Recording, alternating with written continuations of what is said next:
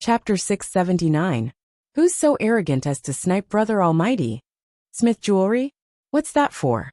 I heard from my cousin, who's studying abroad, that it's a very famous old jewelry company. It's very large and famous for its handmade jewelry. Really? Why would they want to make things difficult for Brother Almighty? Snipe what? Don't you know? Haven't you seen Brother Almighty's Weibo? He's going to the Guinness conference tomorrow. Compete in what? Dota? Who dares to compete with him? No, it's sharpening pencils.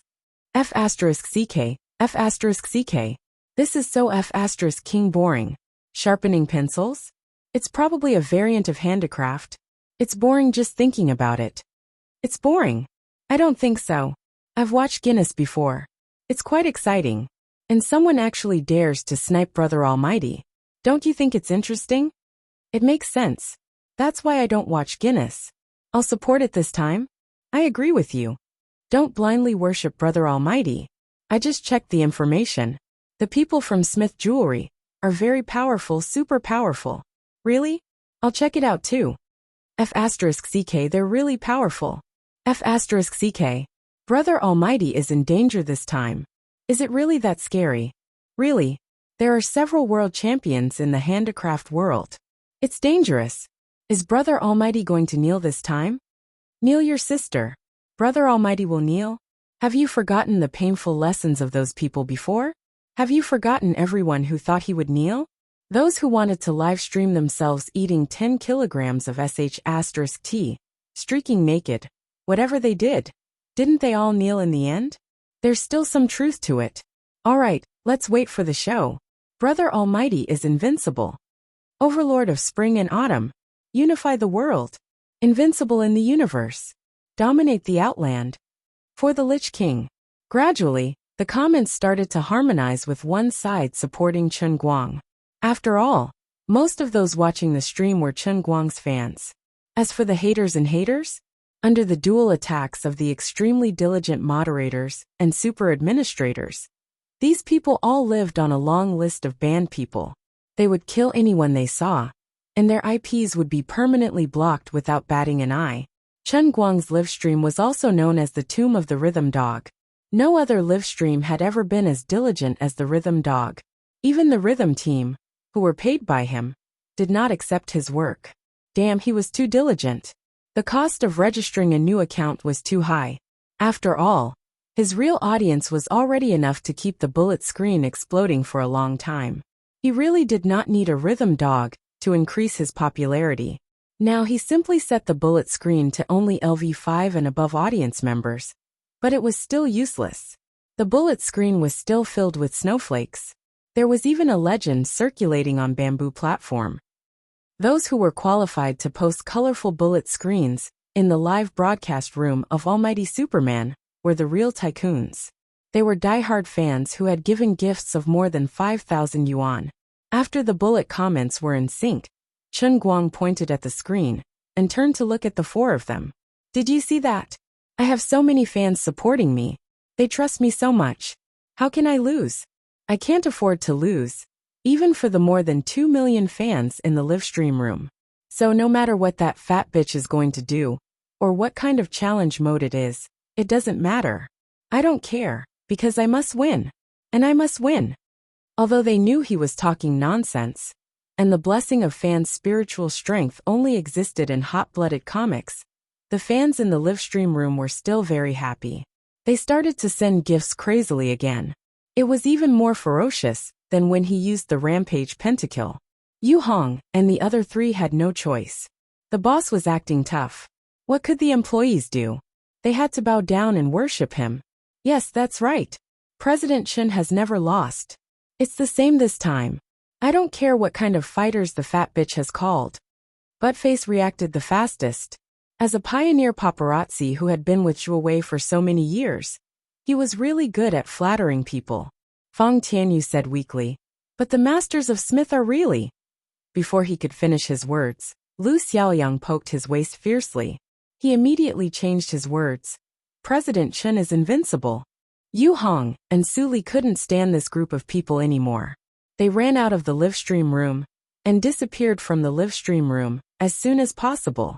After comforting his employees, Chen Guang asked them to leave. Then he sat back in front of the computer and started another round of one-on-one games. He snapped his fingers calmly at the camera. Brothers and sisters, did you hear that? Tomorrow, I will participate in the recording of the so-called Guinness show. It will be broadcasted in a few days. I want to give you a warning in advance. Well, I hope you can support me in front of the TV and help me promote the show. I don't know much about Smith's jewelry, and I don't want to know much about them. I don't know how powerful their people are, but I can promise you that no matter who they send, I will win without any shame, okay? I heard that the audience rating of the Guinness show is less than 1%. Let's make a plan. If you can help me promote the show, the audience rating can reach 3%.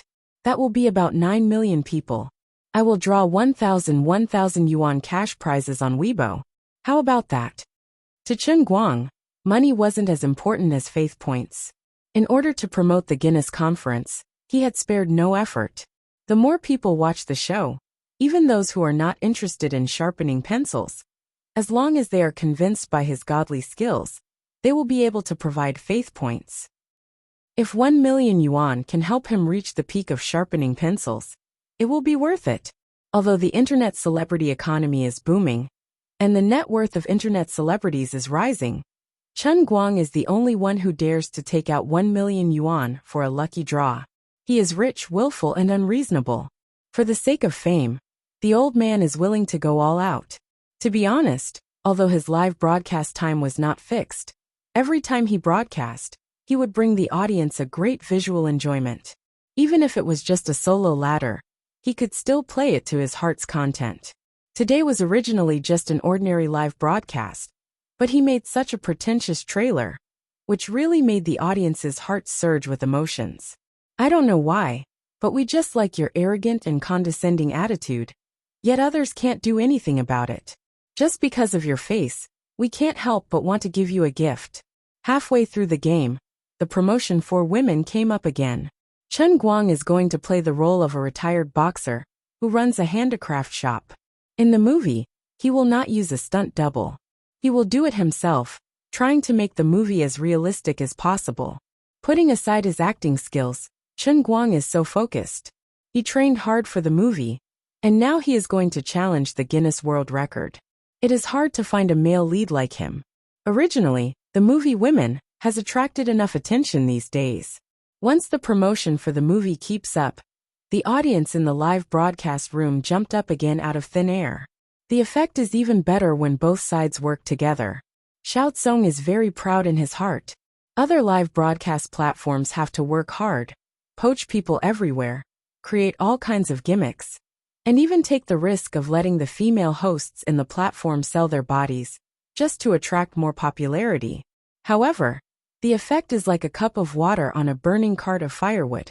They can't make ends meet all year round, and they are all losing money doing the platform.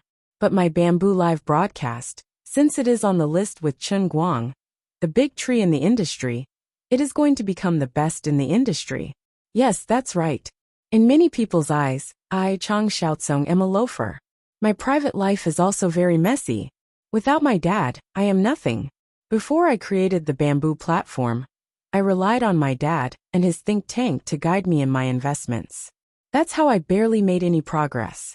Even my graduation certificate from an Ivy League school abroad was obtained by luck.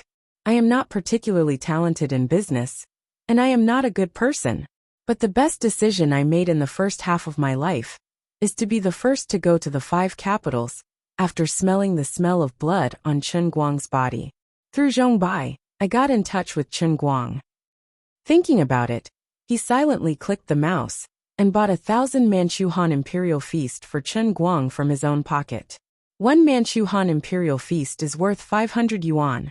When Chen Guang got off the broadcast, he looked at the statistics of the gifts backstage. Well, it is really a coincidence. The other side casually promised to draw 1 million yuan. In the end, I only broadcast for less than 3 hours, and the gifts added up to 1.01 million yuan. I have broken even in advance. Why are there so many rich people today? When he returned to the broadcast room, he looked at the number 1 fan ranking for today. Well, it was actually Xiaotsong. Chen Guang silently sent a message to Xiaozong, and then went offline to pack up. As for the so-called team behind Mrs. Smith, he really did not care. He did not understand where Mrs. Smith got the courage to play this challenge mode. Poor mortal, you and your subordinates do not understand the realm of gods, okay? Do you think I am just an internet celebrity who relies on hype? Do you think I do not have real skills? The ignorant are really fearless. They must not have watched my videos properly. They have no idea what kind of existence they are challenging. Chen Guang did not guess wrong. Although his early videos had more or less a little influence abroad, the master-level employees of the jewelry company were not netizens. Most of their time was spent working and earning money, so they did not pay much attention to the hot topics on the internet. It was understandable that they did not know the power of an almighty Superman. As for Mariana Smith, although she also paid attention to celebrities and male models, most of her attention was on finding her own male idol. She really did not think that all the employees in her company would lose to a Chinese male artist. Mariana lay on the magnificent golden bed, letting the two male models, who had been hired with a lot of money, go up and down around her plump body. Her eyes were fixed on her cell phone until the live broadcast screen went black. Then she turned off the live broadcast with a gloomy face and patted the square-faced male model beside her. What did he say about me just now? Dear Mary, he just said that he is not afraid of the challenge of your company's employees. The male model did not dare to translate Chen Guang's fat woman. Unexpectedly, although Mrs. Smith did not understand Chinese, she had a deep impression of the pronunciation of the words fat woman. Subconsciously, she felt that it was not something good. What is Fibo? He said it many times. This is probably his mantra. I'll give you one last chance. Tell me what he means. Mrs. Smith's face turned cold. The male model saw that he could not hide it anymore, so he said carefully, Dear Mrs. Smith, this is an insulting word. He is saying that your body is too fat. Mrs. Smith was angry. How am I fat? I am so slim. I can only be called plump. Because of her anger, the fat all over her body was shaking like waves. The two male models suppressed the discomfort in their hearts. Yes, Ma, you are indeed plump. I have never been humiliated like this. My employees will get justice for me. Mariana took out her cell phone again. I have decided to invite my friend here. A few minutes later, she hung up the phone in satisfaction. At the same time, a middle-aged man sat up from the bed with a bitter smile. He was about to pack his luggage and fly to Yanjing from Tokyo. Hiroto, where are you going? The middle-aged man named Hiroto Aoyama sighed. Mrs. Smith just called and said that she needs my help. I have to take a plane to Yanjing in half an hour. That disgusting fat woman. Don't talk about the boss of Smith's Jewelry like that. If it were not for her, I would still be a beggar performing acrobatics on the street. Hiroto, don't look at yourself like that. You have the most flexible hands in the world. Hiroto Aoyama looked at his slightly deformed and slender fingers, and the bitter smile on his face became thicker. How could he have the heart to tell his beloved wife what kind of training he had received in Ninja Valley in order to obtain these hands? He had once been known as the #1 genius in Ninja Canyon, but in the end, he had been reduced to performing on the street. It was because of this unbearable experience that he cherished everything he had now, including the world-famous title of Ghost Hand. As his wife had said, Hiroto Aoyama's hands were recognized as the world's most skillful hands. His artistic level might not be as good as the masters of Smith's Jewelry, but when it came to the level of dexterity, he would never lose to anyone. Damn you, Chen Guang. Just you wait until you're begging me before getting trampled by me. Mariana's face flushed red as she cursed. She opened her mouth to scream, but in the end she couldn't. She kicked the male model who was squatting in front of her off the floor. You piece of sh*t. I didn't feel anything at all. The two male models almost burst into tears. Your flesh is wrinkled. We can't beat you even if we do everything we can. What? Hiroto Aoyama is also participating in the Guinness conference this afternoon? Early in the morning, Lu Xiaoliang had just opened his sleepy eyes when he was shocked by this explosive news. He was so sleepy that he woke up. What are you doing? Can't you be quieter? Can't you let me have a good night's sleep? Feng Tianyu's voice came from the side. Lu Xiaoyang was stunned for a few seconds. Then he screamed in pain. Ah! Why are you in my bed? Chapter 680. Feng Tianyu was so scared that he rolled off the bed.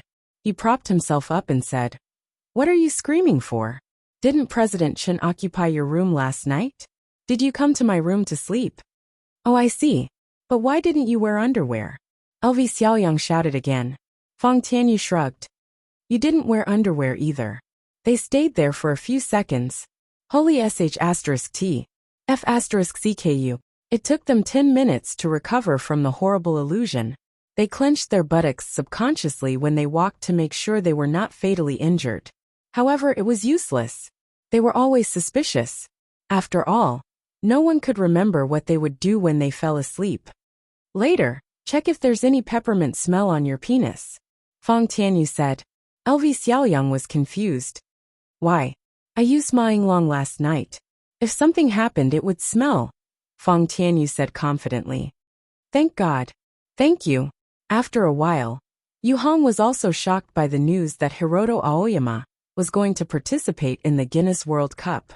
Unlike Smith's employees, Ghost Hand Hikaru Aoyama was someone who truly stood at the top of the industry.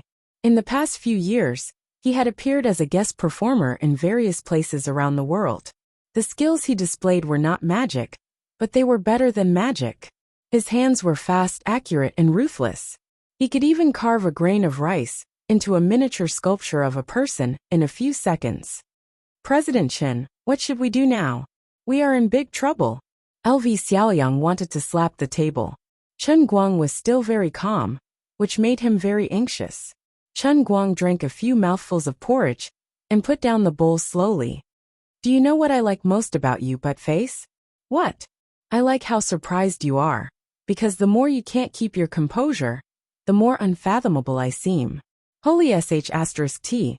Yu Hong, who was watching from the side, also felt that all his years of cultivation had gone to waste. In the face of CEO Chen like this, he really could not maintain a calm state of mind. "Alright, I'll go alone for today's recording. Remember your tasks. I hope that you guys can complete the piano performance today. Don't doubt my ability. Just do what I tell you to do as fast as you can, and that'll be fine. I really don't have the patience to instill any more ideas in you. You just need to believe in one thing. I never speak nonsense, and I never fight a battle I'm not confident of winning. Furthermore, I will never lose.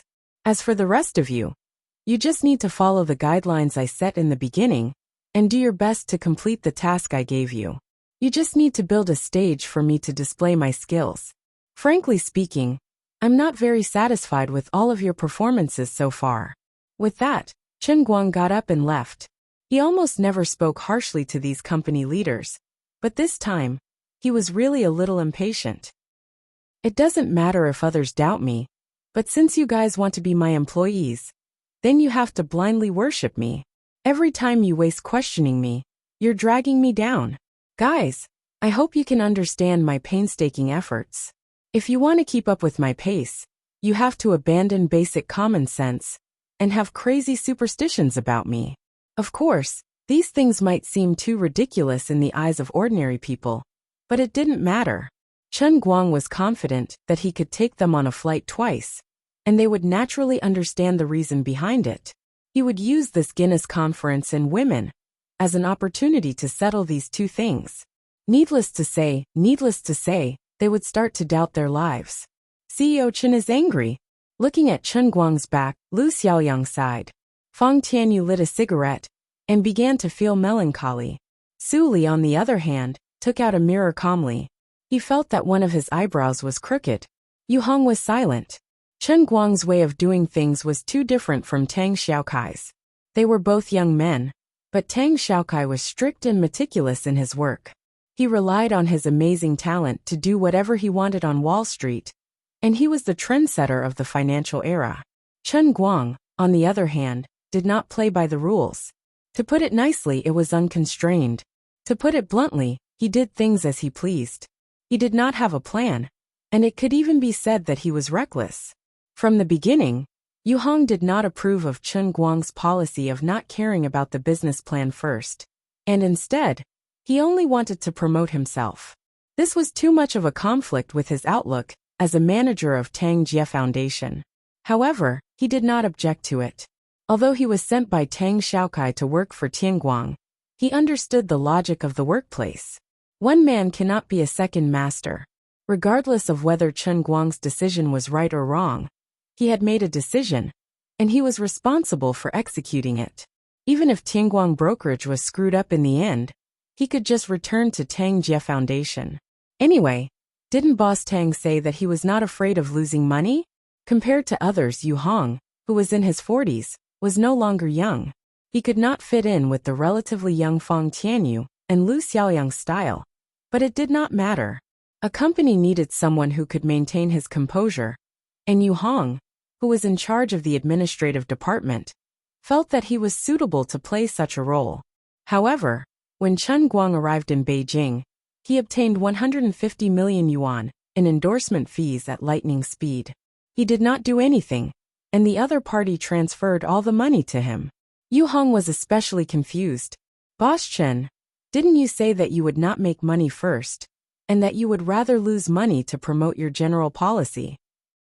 All right, when he finally accepted Chen Guang's unimaginable ability to make money, and after going through a lot of trouble with Tang Xiaokai and Su Li, they changed the shares of Tianguang brokerage and transferred 150 million yuan into their account.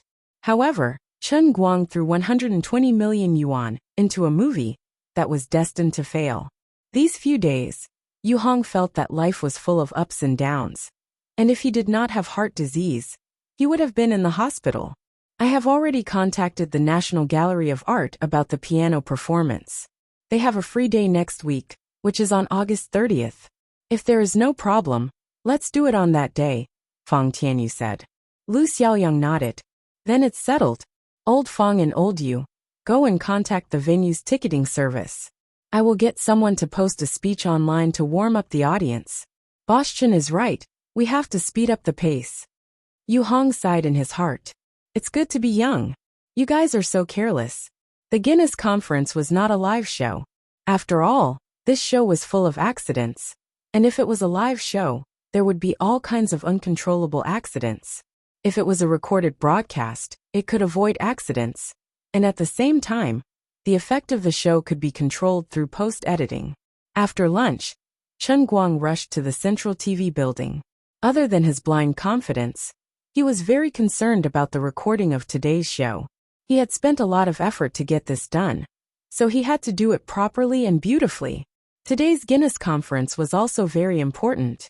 It was related to whether he could increase the sharpening world's faith value from less than 2,000 a day to more than 40,000 in one go. After all, he was still nearly 30 custom-made training sessions away from perfecting his body, and the gap in faith value was infinitely large. As for Mrs. Smith's harassment and revenge, he really did not care. He crossed his legs and waited downstairs. He took out his phone and browsed the news on the internet. From time to time, he would look at Weibo. The storm caused by women did not fade with the passage of time. Instead, it became an old pot of wine, getting stronger and stronger. Now not only did Chen Guang have to act, but he had also become an investor. In the eyes of some people, this news naturally meant that he had more control over the film than a normal rookie actor should have. It was a typical case of people who paid out of their own pocket to make a film to support themselves. Even Deng Xiaojiang, who had a good reputation, was dragged down and became a villain. This made Deng Xiaojiang very angry, but he could not refute it. Things had unknowingly become like this, and it was indeed a little out of Big Beard's control. He had no choice but to cover his head. He did not care about the outside world. He only wanted to focus on preparing for the film. The male lead had already given up, so he would make up for his shortcomings from another angle. If he really messed up, he could just work hard on post-editing to save as much as possible. Chen Guang had been watching these news for a long time, and had been scolded so many times that he was becoming more and more numb. Anyway, no one believed what he said now. Getting angry with those online trolls over the internet would ruin his mood for no reason. If he could, Chen Guang would even want to start shooting the film today and release it tomorrow. However, This matter still had to be done according to Big Beard Ding's timetable. Preparing for a movie was not a gathering to have a meal and play cards. With just a phone call, everyone would gather and start working. Everything had to be coordinated by Big Beard. Quietly closing Weibo, Chen Guang closed his eyes for a moment and said in his heart, "No matter how turbulent the outside world is, I will not move. When the spring flowers bloom, I will go out for a walk with a donkey or a horse. People will naturally understand. Forget it. If you call the person who is scolding you to come to you now, I bet 10 kingdoms that you can strangle him alive." Liuli's voice came from the heavenly Holy Grail. "How do you know?" Chen Guang asked curiously. Liuli said angrily, "If it weren't for the Holy Grail's sturdiness, you could have crushed the cup with the cover." "Yo, Mr. Chen, so early. Let's go up together?" Chen Guang was about to argue with Liuli when the leader of the Central TV program team, whom he had met at the dinner table yesterday, suddenly appeared in front of him and greeted him warmly. "Sure." Chen Guang put the cup back in his bag and walked up with the man. "By the way, Mr. Chen, it's that Mrs. Smith from yesterday?" the man asked tentatively, while carefully looking at Chen Guang's face. "What's wrong?" "Challenge mode. It doesn't matter. Let her be." Chen Guang said casually. "It's not that simple. Maybe Mr. Chen is not very clear about Smith Jewelry's reputation in the industry. If it's really a challenge mode, and you lose, I'm afraid we can only cut this part to avoid some adverse effects on you." At this point, the Central TV program team had made up their mind. Since they were stuck in the middle, they didn't want to offend either side. The safest way was to directly cut the program and pretend that nothing had happened. Chen Guang became anxious when he heard this. If they really cut it, not only would his initial investment be wasted, where else could he find such a suitable platform to promote his boring pencil sharpening skills? Other than the Guinness Conference, where else could he find so many bored audiences to watch him sharpen pencils? No. We definitely can't cut it. There's no need to cut it. Just rest assured. I won't lose. I really won't lose." Waving his hand, Chen Guang spoke without any hesitation. The Central TV leader was helpless. "Why can't you tell good from bad? I really want to dig out your heart and see how it grows. Where do you get this confidence from?" Lin Fan thought. But about an hour ago, the Guinness Association reported another contestant. Chen Guang interrupted him. "You're talking about Hiroto Aoyama, right? I heard this name early this morning. It's not a problem. It's really not a problem." "Hey, Mr. Chen, that's the ghost hand. It's a top expert who can carve a grain of rice into a human figure in a few seconds. You haven't seen it." Chen Guang felt that if he didn't do something, this guy would probably persuade him to withdraw from the competition. He sighed. Why do people in this world always think that the limits of human beings are so simple? The two of them walked out of the elevator. The program recording hall was on this floor. In front of them was the reception desk of the Department 13 Arts channel, where the program team was located. Chen Guang didn't talk to this guy anymore. He went to the front desk and patted the table with a smile. He smiled at the receptionist and said, "Hello, can I borrow a pencil and sharpener?" "Mr. Chen, what are you doing?" The Central TV leader was standing beside him, completely confused. Chen Guang shrugged. "I know that when you approved this program, you must have done it because of me, but you didn't look at my resume in detail. There are some things that you don't know, and I don't blame you. So, I want to tell you that the ghost hand is really nothing." As he said that, Chen Guang slowly raised the pencil and placed it on the tip of this guy's nose. "You're going to..." Chen Guang took a step back and swung the sharpener upwards. The new pencil made a slight rippling sound, and the powdery sawdust scattered like smoke from a firecracker. Immediately, Chen Guang placed the sharpener back on the front desk. He stuffed the pencil into the hands of the Central TV leader and said with a smile, "You might need a magnifying glass, no, a microscope. Actually, I just want to tell you, don't worry about anything. According to our previous agreement, let me be the first to go on stage and then record the program. I can guarantee that this will be the program team's highest viewership rating in recent years and the program's best episode." "Why?" The program team leader took the pencil in a daze, still not understanding. Because the person standing in front of you is a god in this field. Thank you. After saying that, Chen Guang turned around and left. At the entrance of the hall, there was a sign for the contestants' break room. The central TV leader held the pencil, his face full of confusion.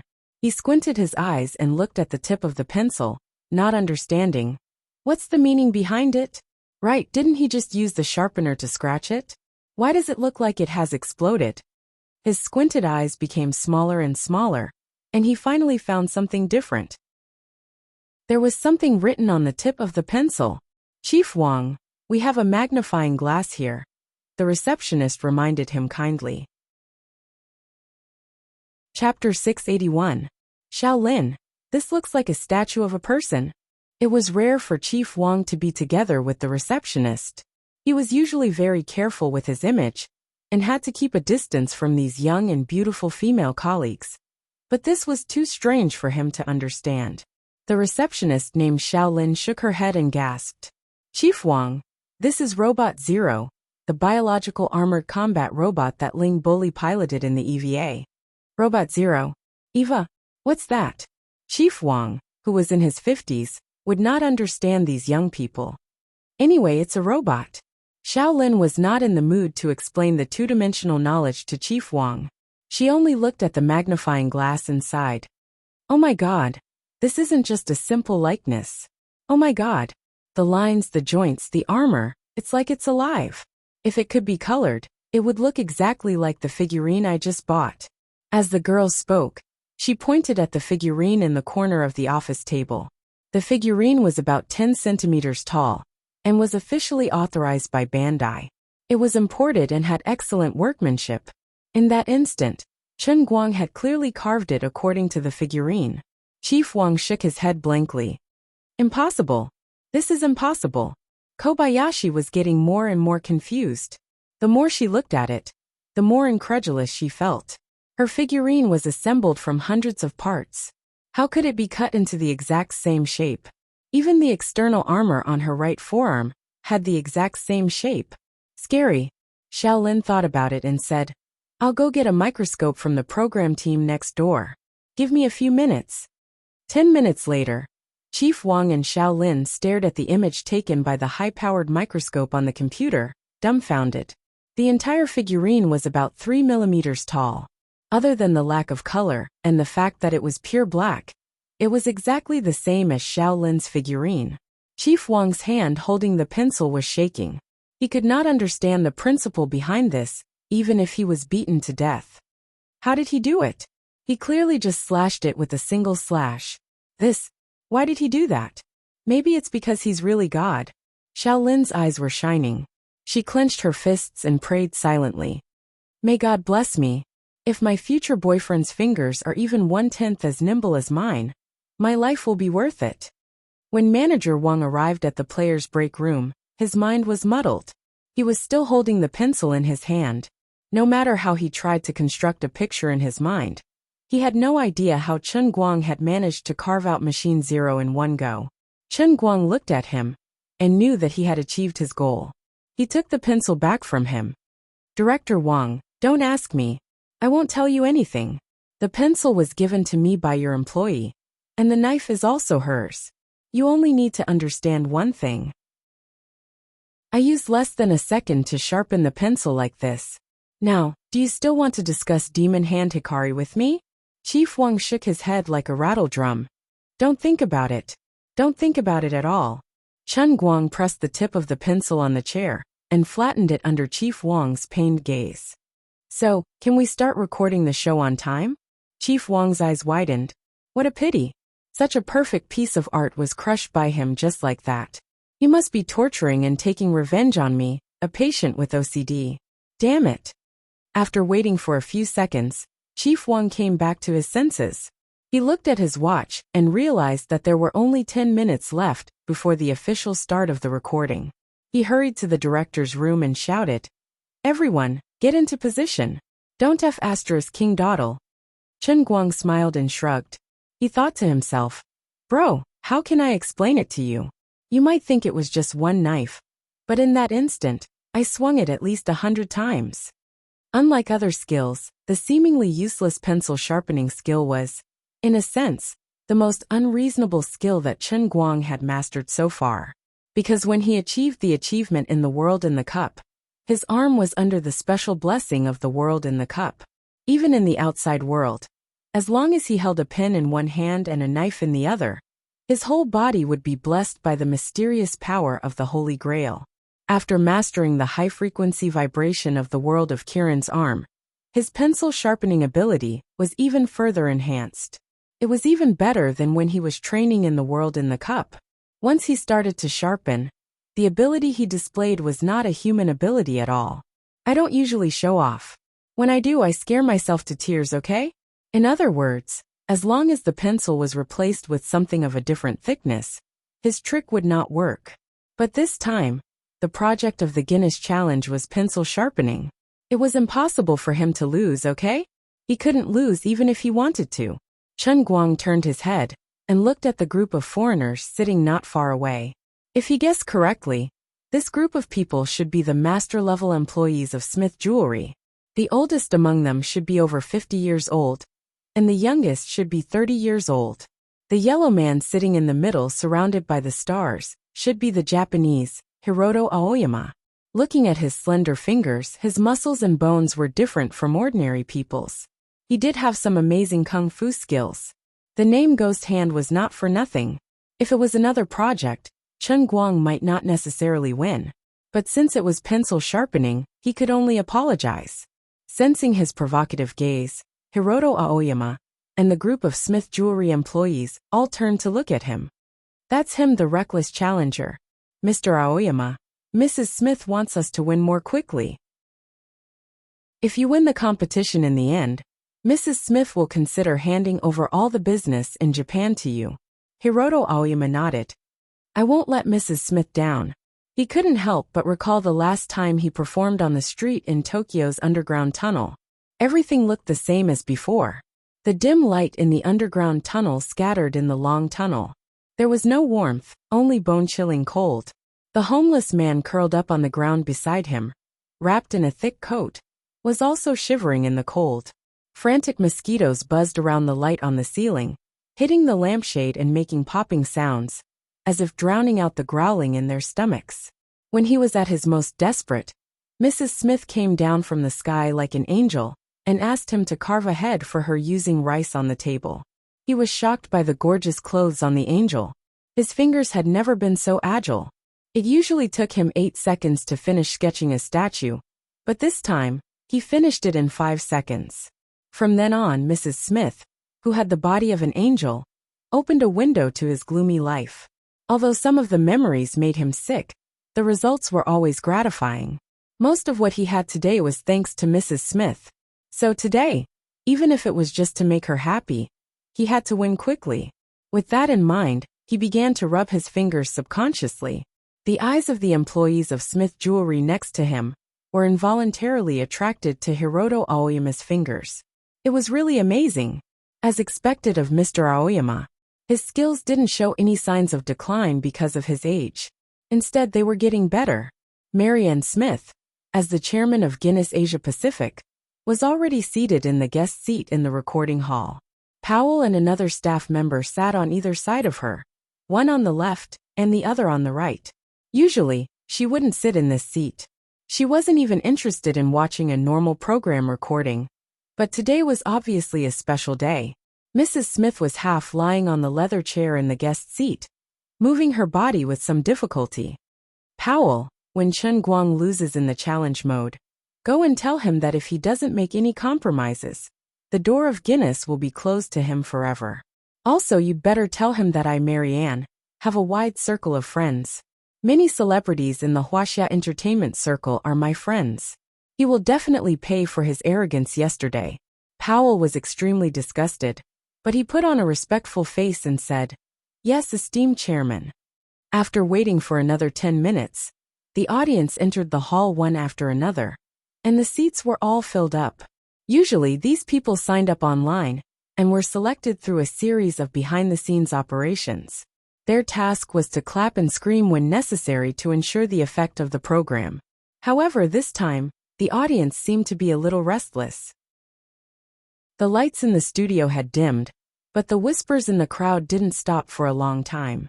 Director Wang had to shout into the microphone to make these people calm down a little. When the studio finally returned to normal, Director Wang turned off the microphone and said with a straight face, "What the hell? Why are the quality of the audience this time so low?" The staff member next to him quickly explained, "Director Wang, it's my fault. There were too many people signing up online this time. When we selected people, the system made a mistake. We chose real audience members." Director Wang wanted to kick him. Why didn't he inform him earlier that something like this had happened? If they weren't experienced audience members, the situation today would have gone out of control. In his mind, he thought of the zero machine that Chen Guang had carved out with a knife. If he were an ordinary audience member, he might not be able to control his emotions when witnessing such a miracle with his own eyes. In the audience seats, 17 or 18 bald men gathered together, and they seemed to be very eye-catching. Yes, that's right. Chen Guang's old acquaintance, the bald president of the Anti-Light Alliance, had brought his brothers to support him. This old man must have mastered some special skills. As long as Chen Guang went on stage in public, he would definitely appear unshakably, rain or shine. Even if Chen Guang changed the venue of his appearance from the 5 capitals to Yanjing, it still wouldn't stop him from chasing after his idol. The people around him were naturally his comrades, who were as close as brothers.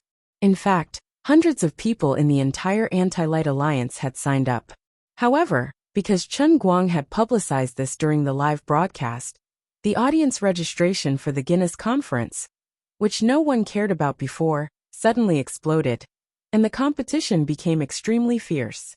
The total number of people signing up online was more than 200,000, but less than 1,000 people were selected. Excluding the 500 people who had been manipulated under the table, the actual selection rate was less than 1%. On the surface, the success rate was also only 1%.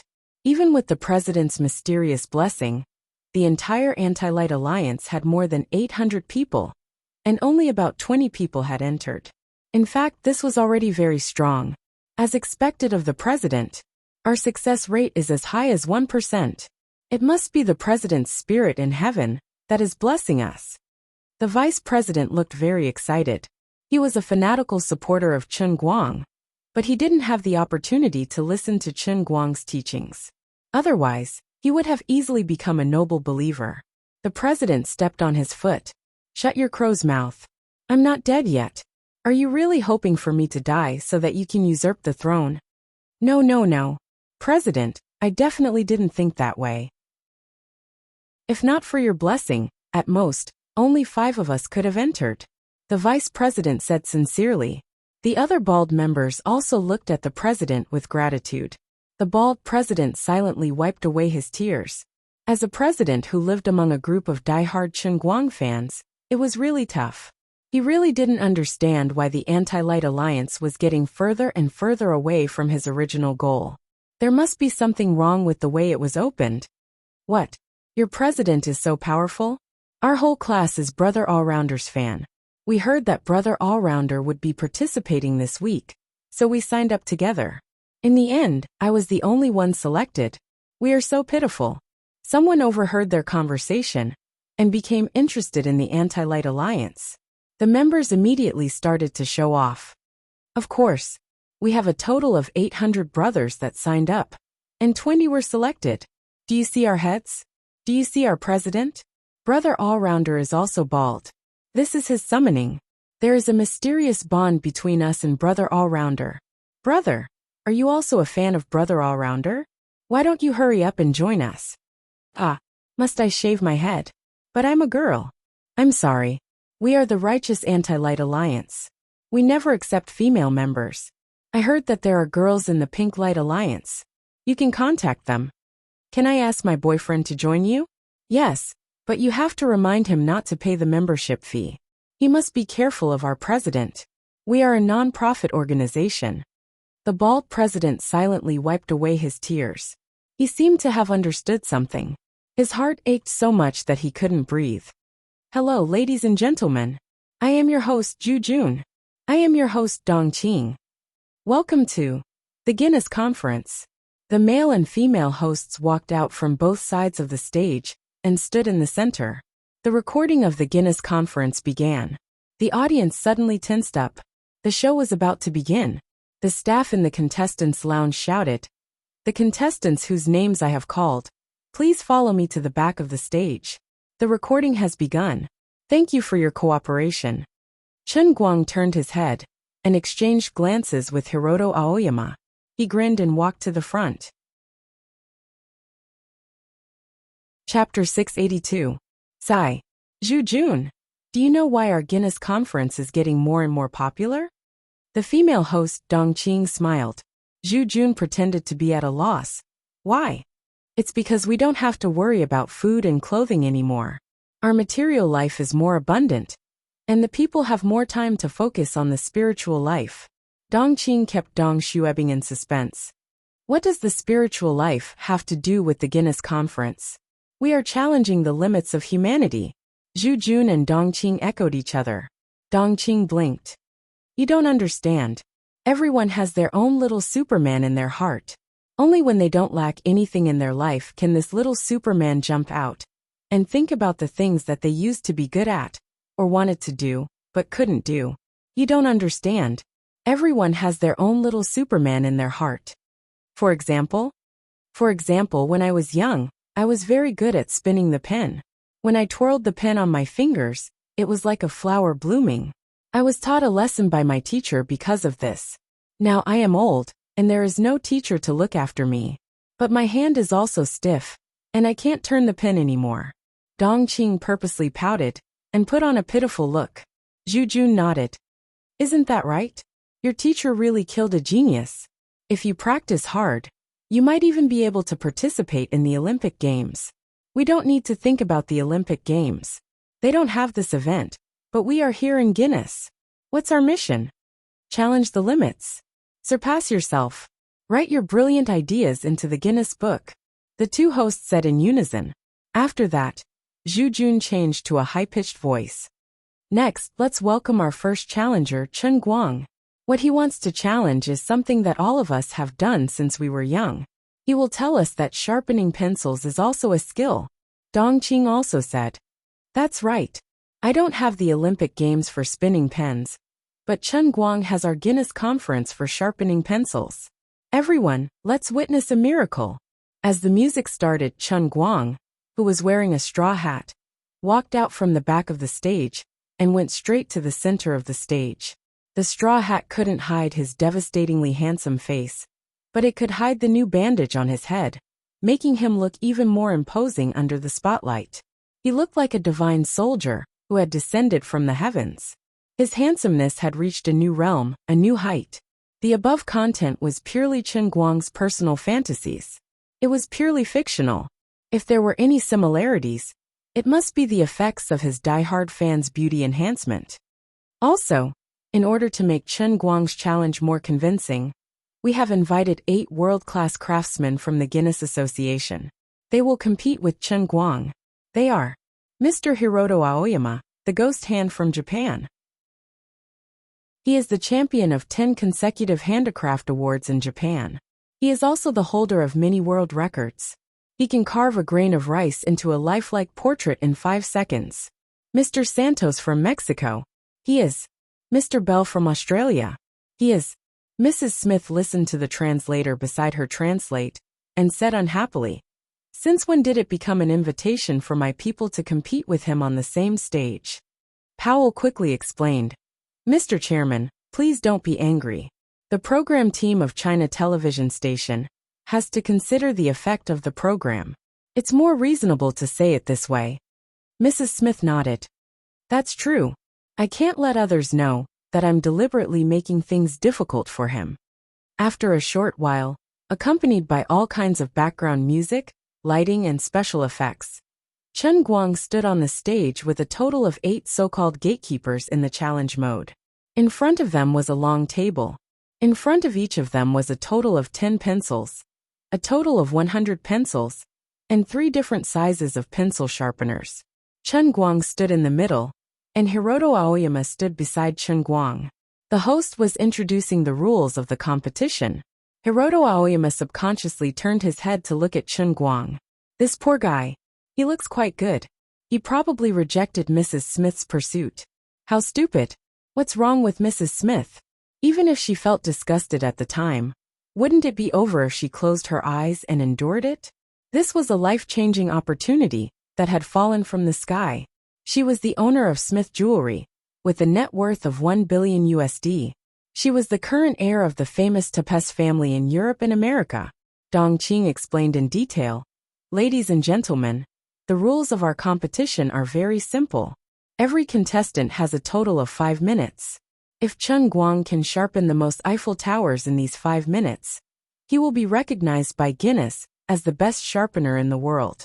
Please look at the big picture. This Eiffel Tower is qualified.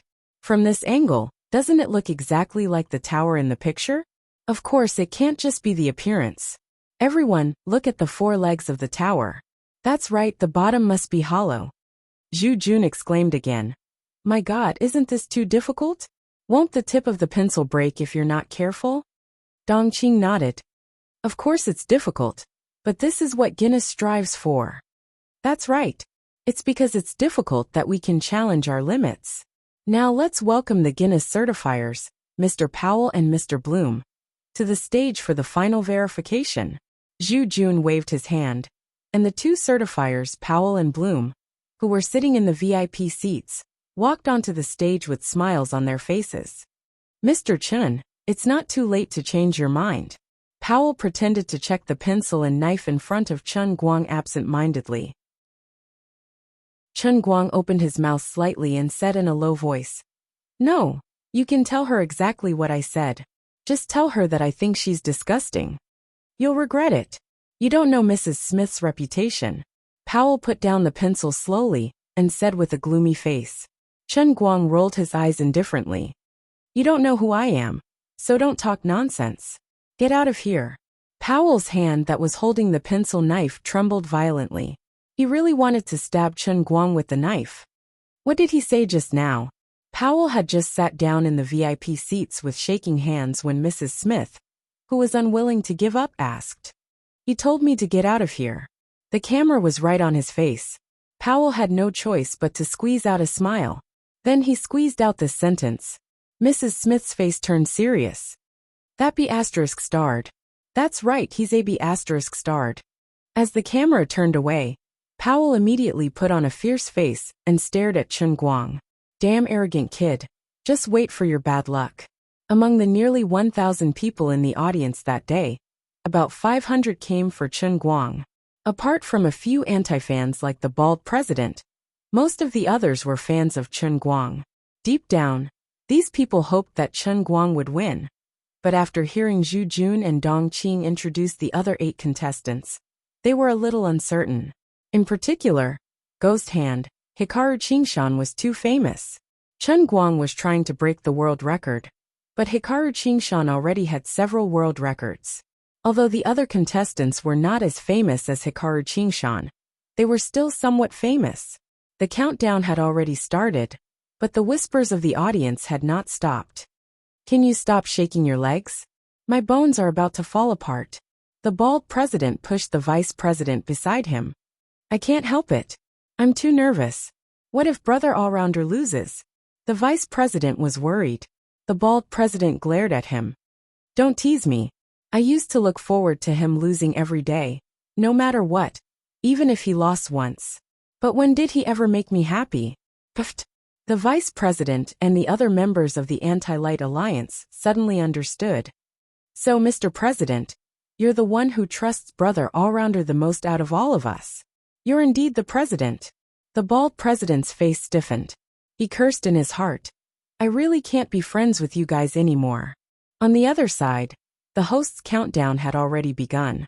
This was the first and perhaps the last international pencil sharpening competition, which was different from the usual big names, was about to officially begin.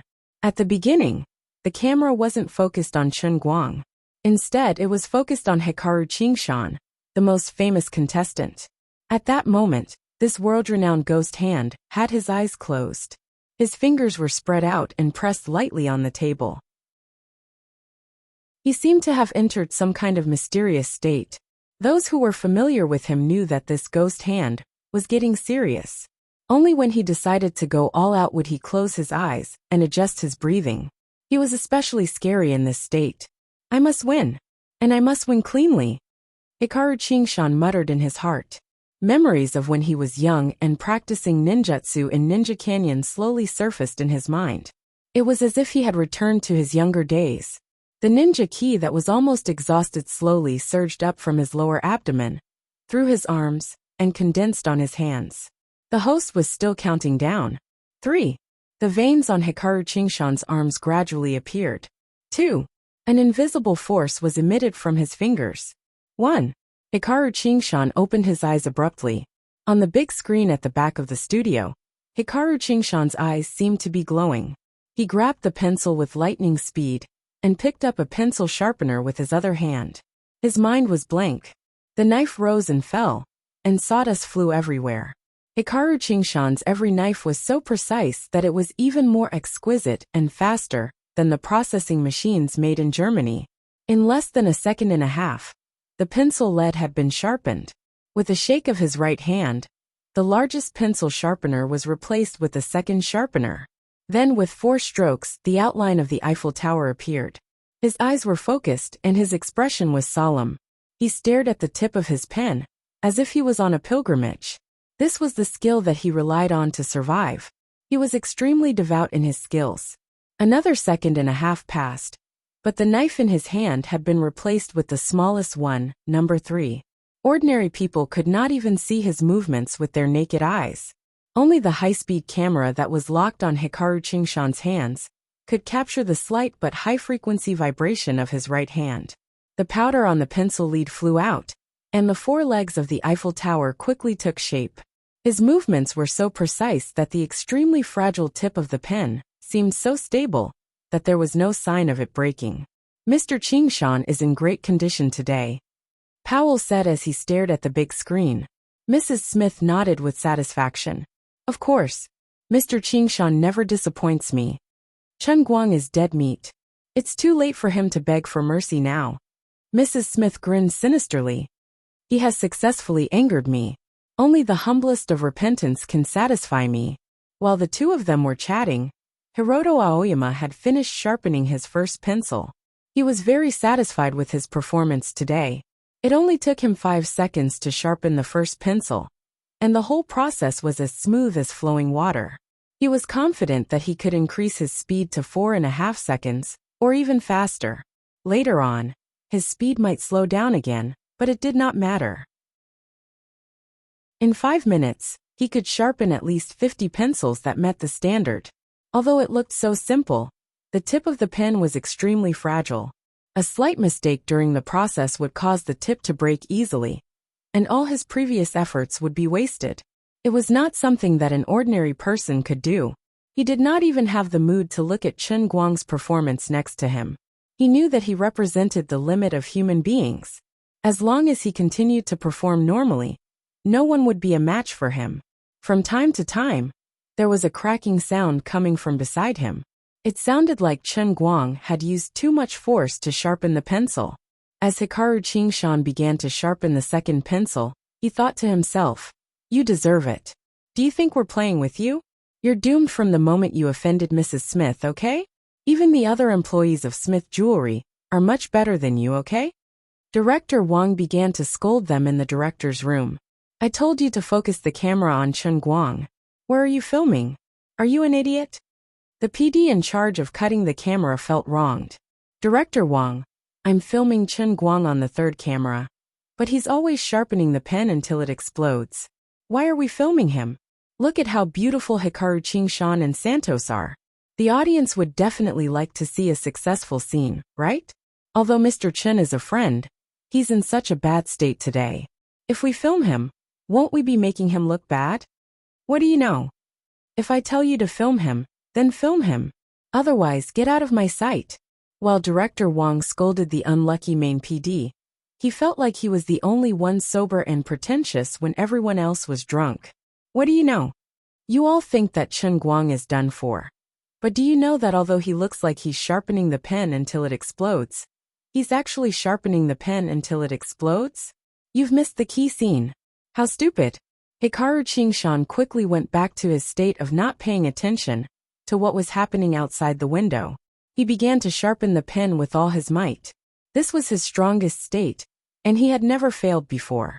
However, he did not know that the scene on the big screen behind him had unknowingly changed.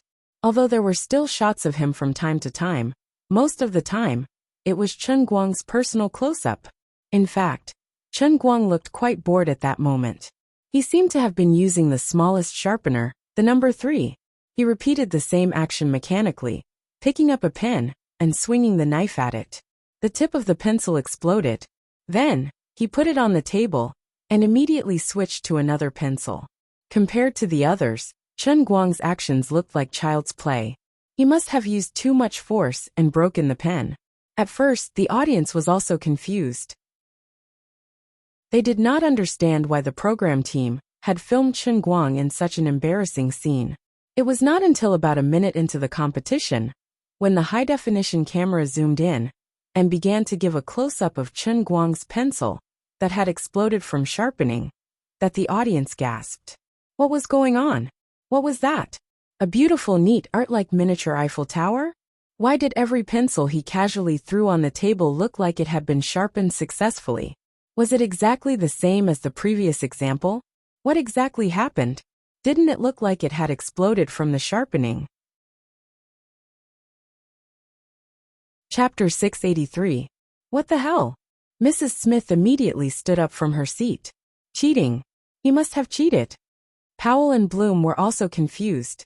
They had carefully examined Chen Guang's pencils and knives, and there was no way they were specially prepared in advance. The audience was even more confused.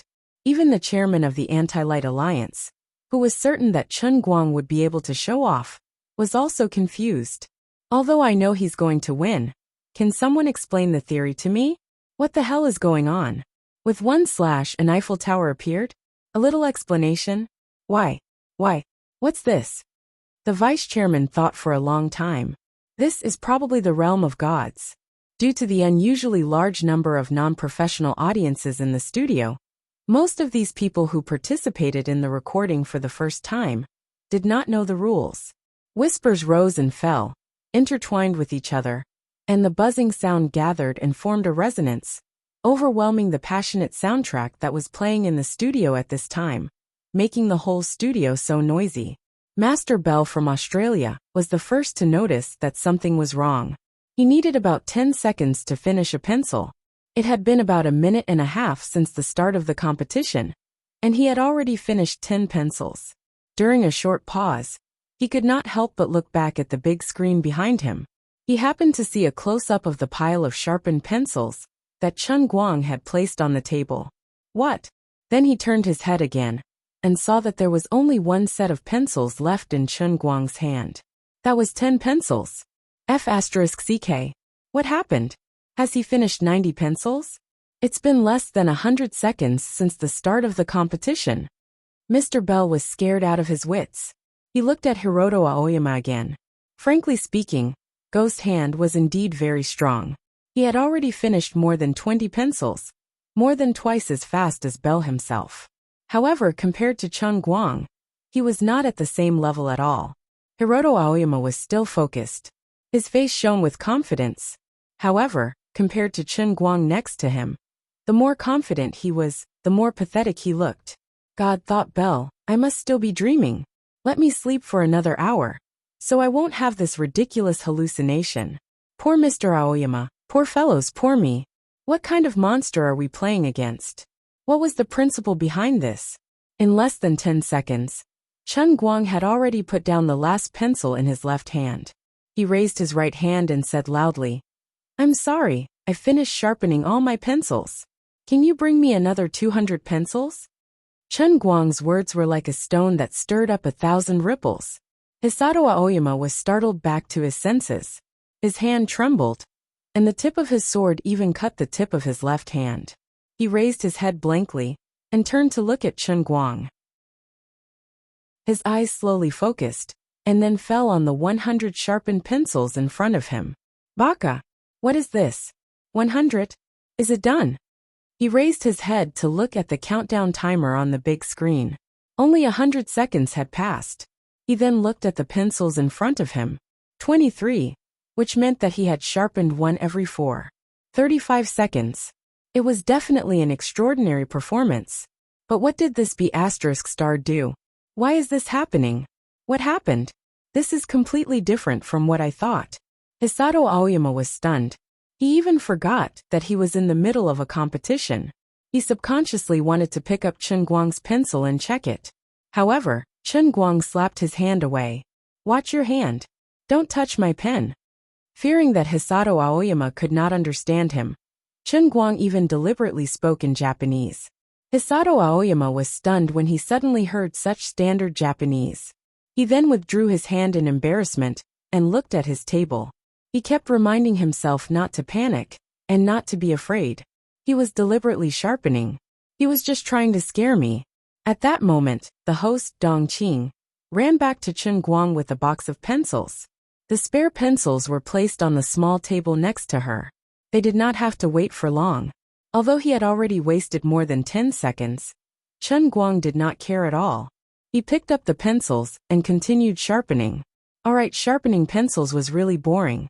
No matter how much he exaggerated, it was still the same. He picked up the pen with his left hand and raised it in front of him. Then he swung his right hand. The moment the tip of the knife and the tip of the pen touched each other, there was a brief pause. Then the tip of the pen exploded. He then threw the pen on the table and picked up another one. Bang! It exploded again. That was it. The repetitive process was really boring. It was really boring. It was not cool at all. It was so boring that even with special effects, there was no way to save it. Although ordinary people could not see his movements clearly, Hisato Aoyama was the ghost hand. As a former genius student of Ninja Canyon, his eyes were much sharper than ordinary people. He narrowed his eyes and stared at Chen Guang's pen. He hoped that Chen Guang was sharpening it randomly, but his emotions told him that it was impossible. In that instant, the powdery sawdust mixed with the black powder of the pen lead was too strange, too special. This was not the normal appearance of a damaged piece of paper. Wait a minute. The moment the tip of his knife touched the tip of the pen, his hand seemed to have become blurry. It was like the old CRT TV, when the voltage was unstable. Chen Guang was about to put down the pen, but he felt uncomfortable being stared at by this guy. He turned around and looked at him. You don't want to play anymore, do you? Are you going to sharpen it yourself? Why are you staring at me? Beg me, and I'll let you win. Are you bored? After that, Chen Guang ignored him and continued sharpening. This Hisato Aoyama is really pitiful. Ghost hand. He looks like he's scared to the point of peeing his pants.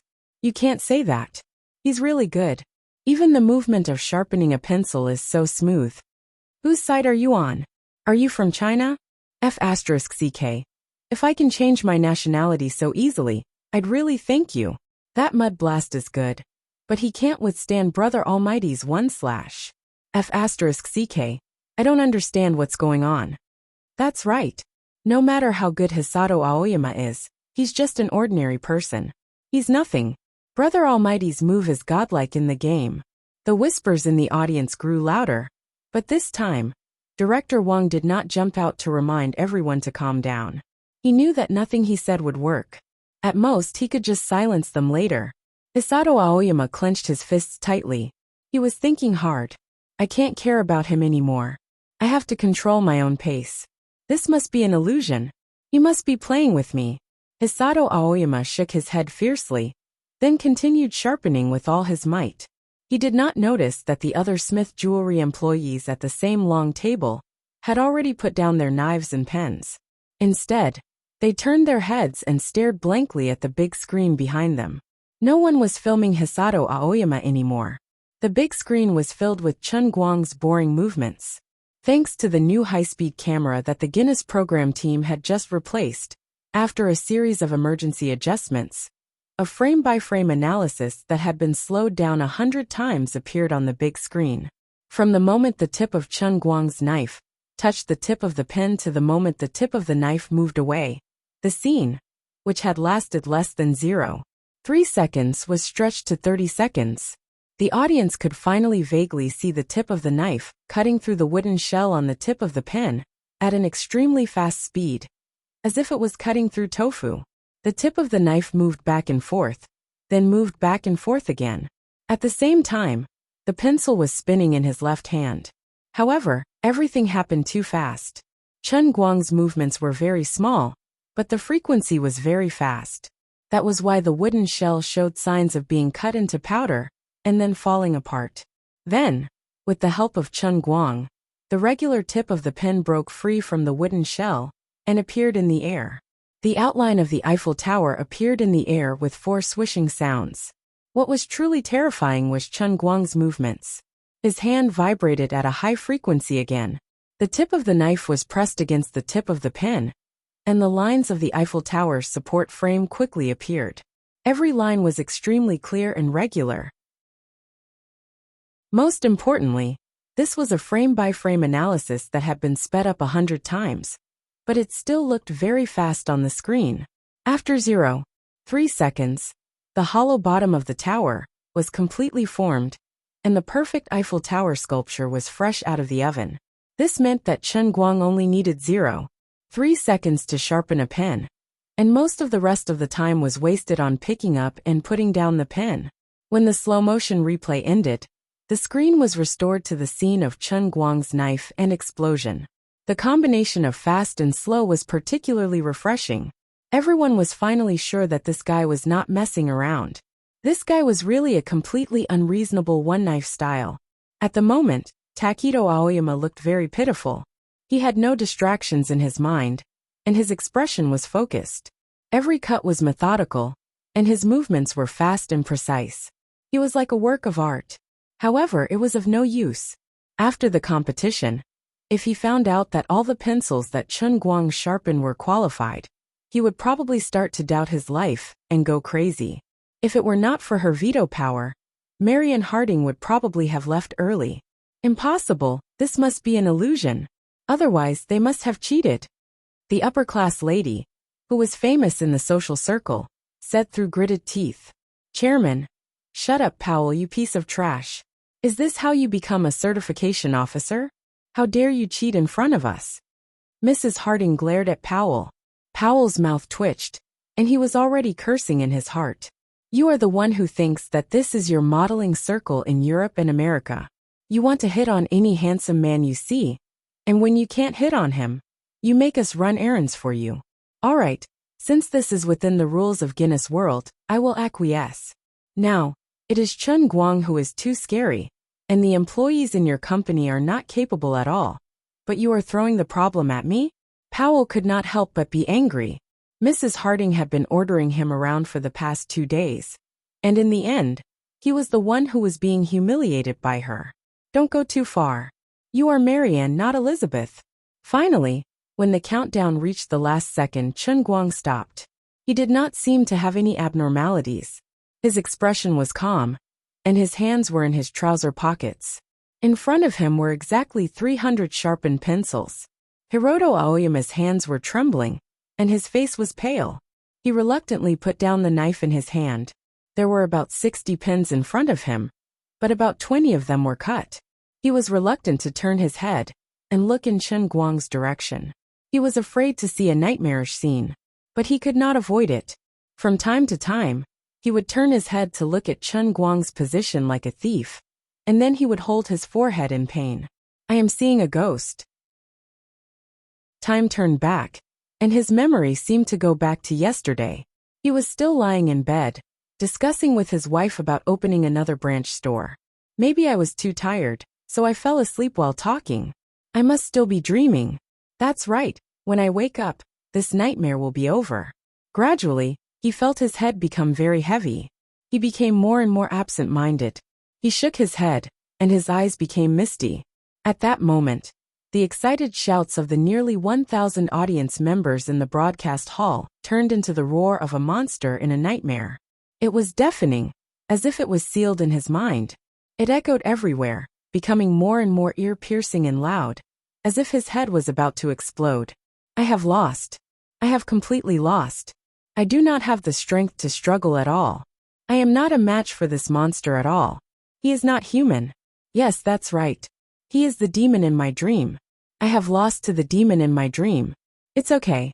Let me have a good sleep, and I will disappear from this ridiculous stage. He pressed his hands down on the table, and his knuckles turned white. He opened and closed his eyes, and his nose twitched. His expression was somewhat ferocious. The two hosts did not know that Hiroto Aoyama was in an abnormal state. They stood on the stage again, and began to invite the two certification officers, Powell and Bloom, to count and inspect. In fact, this was completely meaningless. If Hiroto Aoyama was the person who controlled the world record, then Chen Guang was the god who had violently raised the world record by 7 or 8 times. On the other side, the cameraman had already pushed the equipment over.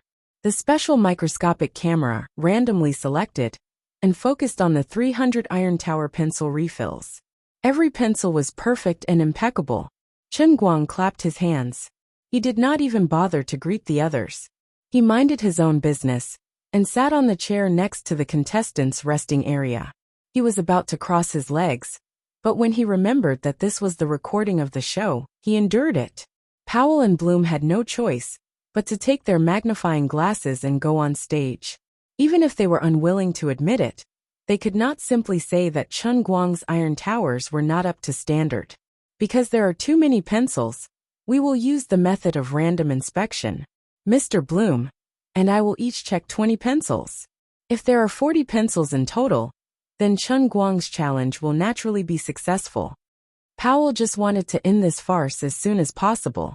He recalled what had happened earlier, and the look of disdain in Chen Guang's eyes when he had looked at him and Mrs. Smith. Powell felt that they were clowns who were baring their fangs and brandishing their claws in front of God. This was too ridiculous. The challenge mode was a complete joke. Chapter 684. Qualified. Qualified. Powell and Broom tried hard to make their voices sound more spirited and less listless. After all, witnessing the birth of a new Guinness World Record was something to be happy about. Every time the two of them said qualified, in their broken Mandarin, the audience cheered in unison. Chen Guang leaned back in his chair, feeling the threads of faith gradually flowing into him from the heads of the audience. He was very satisfied. He began to look forward to the effect of this program when it was broadcasted on television. In just a short period of time, about 1,000 spectators have provided more than 1,000 faith points in total. These audience members were at the scene and were more affected by the atmosphere of the outside world, so it was natural that their faith was much stronger than the average person's. The effect of the audience in front of the television would definitely be weaker. But if the number of people could reach 9 million, and they were all instigated by his own fans, the amount of faith gained could be expected. Oh, Baldy and the rest are here too. Chen Guang smiled and waved at the Anti-Light Alliance crowd, greeting his die-hard fans. Brother Almighty waved to us. He waved to us. The vice president was so excited that he almost fainted from happiness. Baldy curled his lips and glanced at Chen Guang disdainfully. That detestable guy had succeeded in showing off again. You will get your retribution sooner or later. Scum. Scum. Animal. Chin shimmy. Although he was cursing in his heart, a thread of faith actually popped out of his head and connected to Chen Guang's cup. Chen Guang almost laughed out loud. This guy hated him so much, but had no choice but to worship him. It was so cute. Director Wang was also leaning back in his chair in the broadcasting room. It was a perfect start. He seemed to have foreseen the ratings for this episode. It would probably be the king of the Wednesday night slot, after so many years. Happiness came too suddenly, catching people off guard. Director Wang had heard a legend in the industry. No matter which television station it was, as long as they had a big tree like Chen Guang, their ratings were guaranteed. From the Dechuan Province Arts Channel to the Dechuan Province Satellite TV, they had all become the pioneers. Now it was finally their Central TV Channel 13's turn. Previously, he didn't quite believe it and took it as a joke.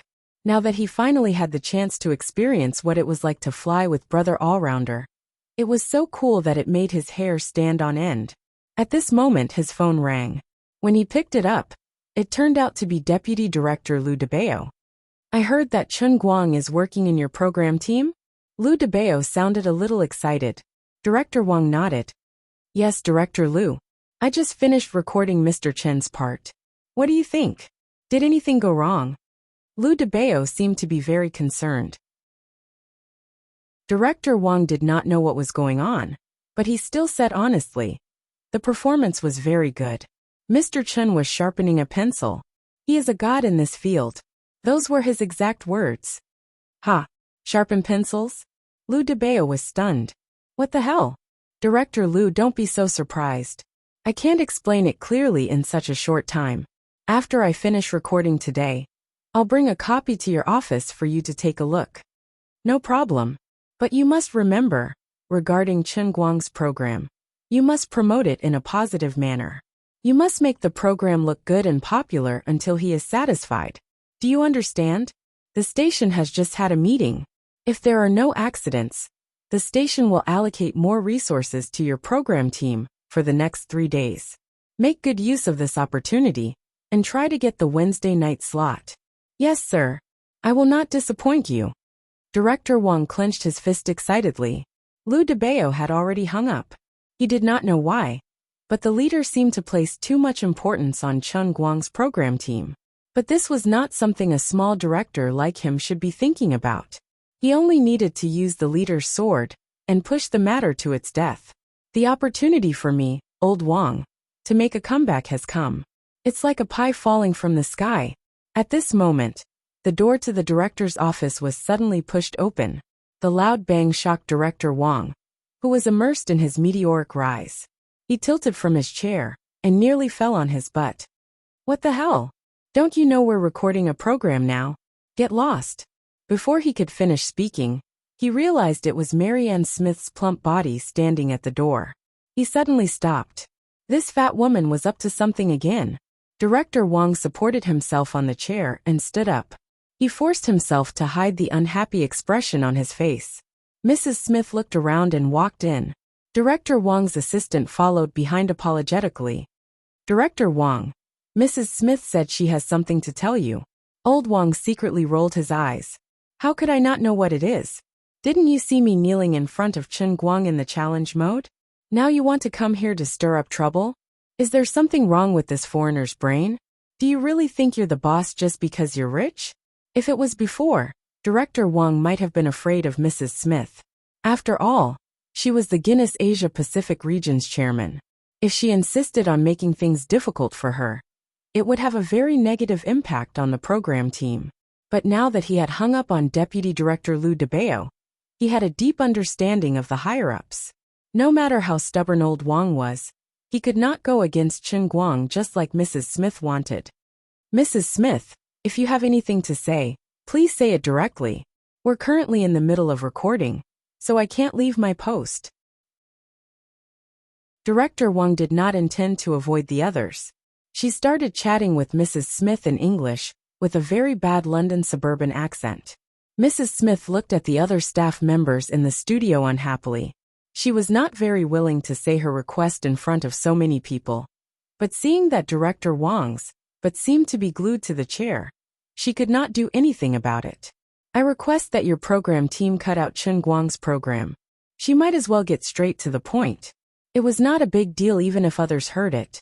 Mrs. Smith did not know that the super black-bellied Director Wang had already quietly turned on the microphone in the studio.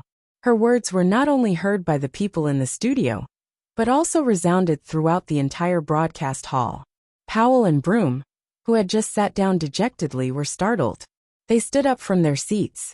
The two of them looked at each other. They knew that the fat woman could not hold it in, and had run to the program team's studio to make a scene. But why did their conversation appear in the broadcast hall? Did someone make a mistake and forget to turn off the microphone? Although many people in the audience in the hall could not understand English, there were always people who could translate for the others. Things suddenly became interesting. Mrs. Smith's words were like sodium metal thrown into boiling water, causing the entire broadcast hall to explode. Who is this stupid woman? Why does she have to cut out Brother Allrounder's program? She's crazy. She's causing trouble. Chen Guang's expression also darkened, but he quickly calmed down. Director Wang was very black-bellied. He did not think that it was an accident that the microphone had been turned on. That old man had done it on purpose. On the other side, Powell and Broom had already gotten up quickly and were planning to head backstage. However, Chen Guang blocked their way. The two of you behind us is the program studio. Unauthorized personnel are not allowed to enter, Chen Guang said with a chuckle as he crossed his hands. Get out of the way. Mrs. Smith is inside, Powell said as he tried to push Chen Guang. In terms of size, he was a size bigger than Chen Guang. Broom, on the other hand, planned to slip past him. Unexpectedly, Chen Guang grabbed the back of Broom's shirt with one hand and suddenly reached out with the other to press on Powell's shoulder. The terrifying force made the two tall foreigners unable to move. Chen Guang remained expressionless. I've just become a security guard for the television station. This is my job. If you try to force your way in, I don't mind sharpening your bones like pencils. Why don't you give it a try? The conversation in the studio was still going on when Director Wang's voice rang out again. Dear Mrs. Smith, although you're the chairman of the Guinness Society's Asia-Pacific region, your request is too ridiculous. Chen Guang's challenge has been verified by both the Guinness Society and our program team. It's fair and open, in line with the spirit of Guinness and the regulations of our television station. Why should we cut it? I'm sorry, but I can't agree to your request. The black-bellied comrade Old Wang had sold out Mrs. Smith's identity just like that. Some of the quick-witted audience members had already realized that it was the fat woman who had been sitting in the guest seat earlier. She was the chairman of the Asia-Pacific region? What the hell? Those who offend the Chinese must be punished. Fine. A fat foreign woman like you came here to suppress Brother All-Rounder? Damn it, don't you know where you are? Mrs. Smith was stunned for a moment. How could she have expected Director Wang to reject her so decisively? She did not know that their conversation had directly appeared in the studio. Mr. Wang, since you know that I'm the chairman of the Guinness Society's Asia-Pacific region, you should know that I have a veto. Her plump body continued to press forward. However, Old Wang did not budge. Of course I know that, but as far as I know, your veto should be raised in public on stage, and you have to come up with a convincing reason. You shouldn't come to me during the recording process and ask me to cut Chen Guang's program for no reason. That's not a veto. That's called manipulation. Shut up. I told you to cut his scene. Did you hear me? You yellow-skinned idiot. Monkey. Mariana lost control, and her breathing became heavier. However, she did not know that it was even more out of control in the studio outside. Powell and Broom were frightened by the rapidly enraged crowd. The two of them sat on the ground, their minds buzzing. It was over, it was all over. Mrs. Smith was done for. She had humiliated the other party's skin color in such a semi-public setting. This was completely intolerable in the upper-class society of Europe and America. This was racism. She had crossed the line. She had gone crazy. Mrs. Smith, please watch your language. This is China, and there are 1.5 billion yellow-skinned people here. We are not monkeys. We are the descendants of the dragon. Thank you. Old Wang was also angry. F***ck. I've been treating you with respect, and you're playing racism with me? Please go back and look at the calendar. This is the 21st century, not the era of the Eight-Nation Alliance's invasion of China. However, the furious Mrs. Smith had no intention of restraining herself. Do you know what your stupid actions will cost you? Believe it or not, on behalf of the Guinness Association, I will terminate our cooperation with you. Your stupid show can go to hell. Powell and Broom looked at each other and smiled bitterly. Come on, you represent the Guinness Association. If this matter were to get out, we would have to pack up and leave. Besides, it would not be a good thing for the Guinness Association to terminate the cooperation with China Central Television. They would lose the largest market in the world. Even if they lost Smith's jewelry, they might not be able to afford such a loss. Old Wang was shocked at first. He did not expect this person to be so crazy.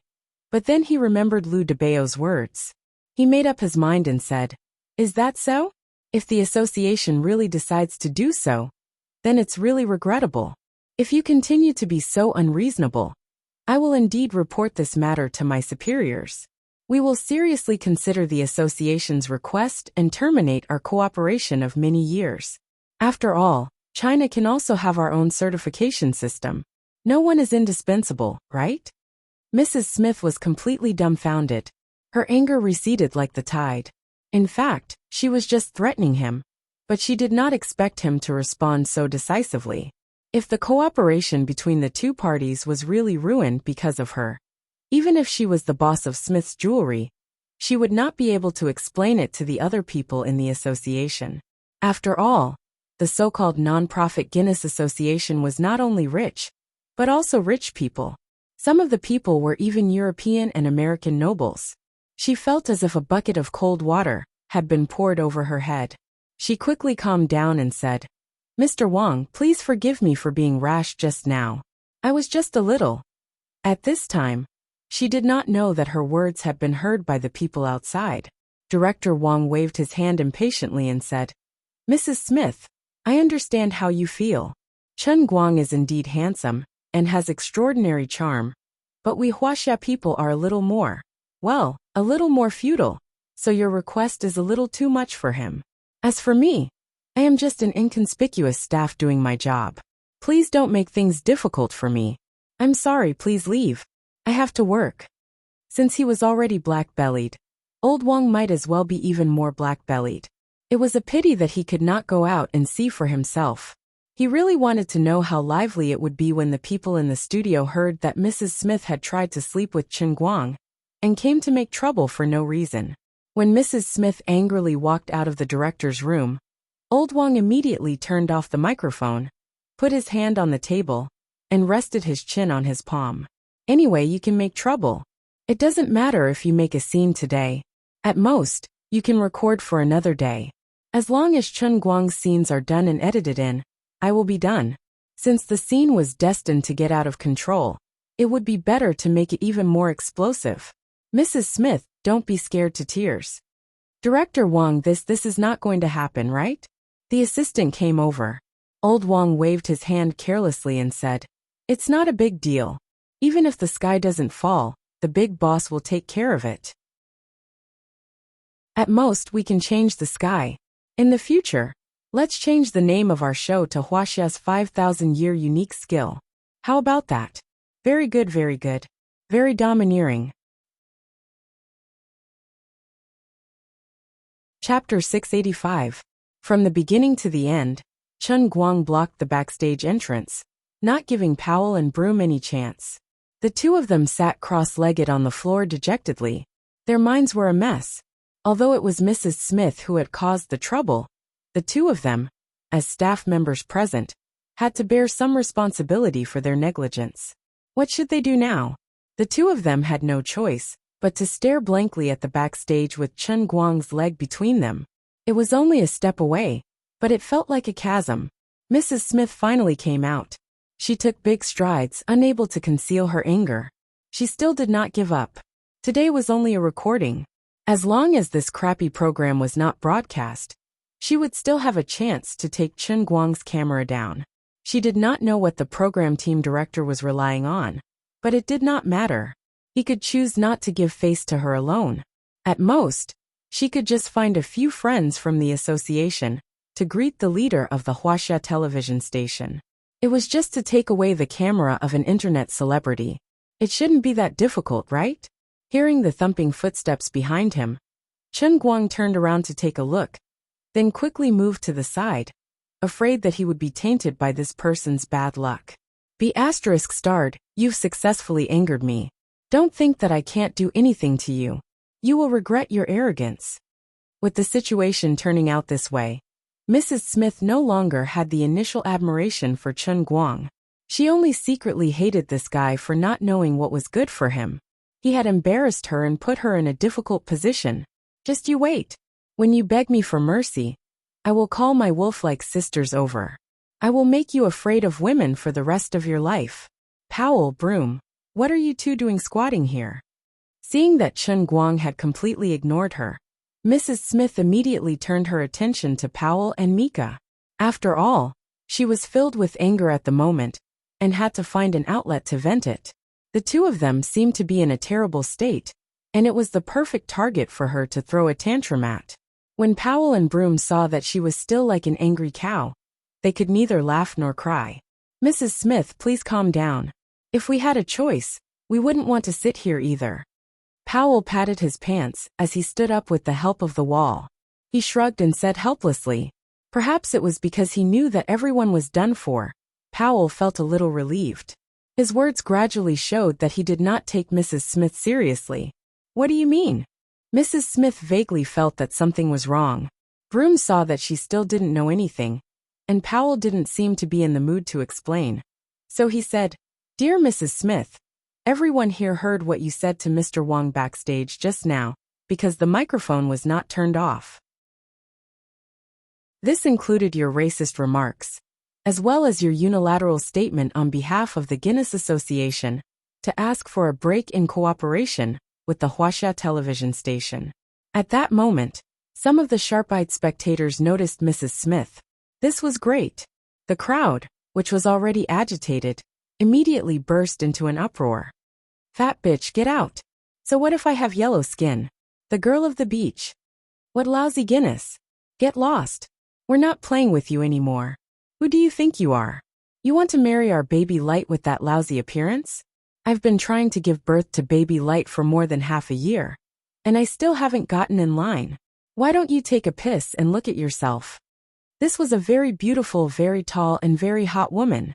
Chen Guang silently remembered her face. He was going to discuss life with her after the recording of the program. Other than that, Chen Guang also discovered something else.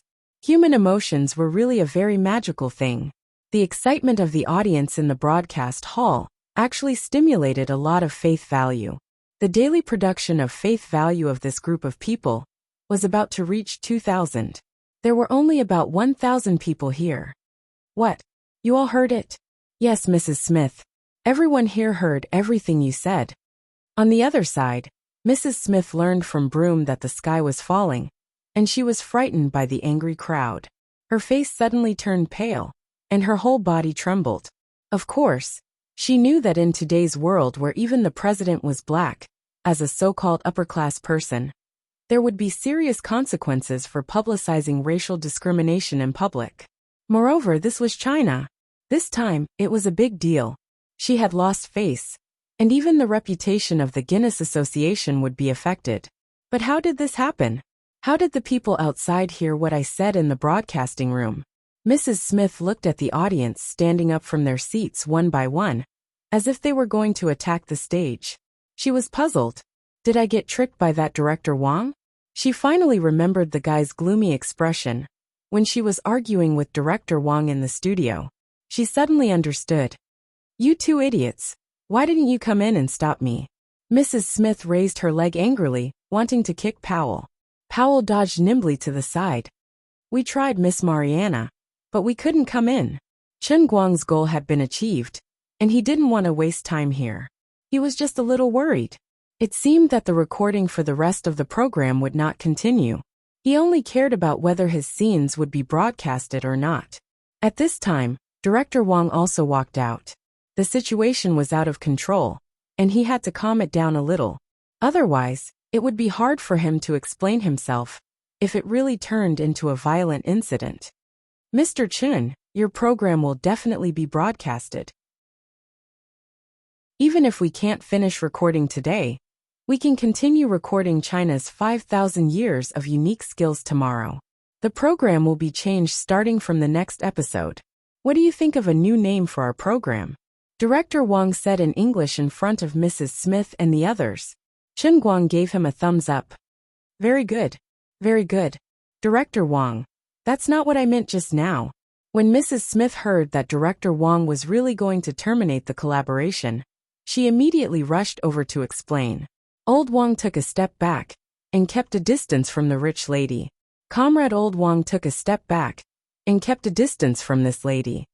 "I've already communicated with the senior leaders of our television station about this matter.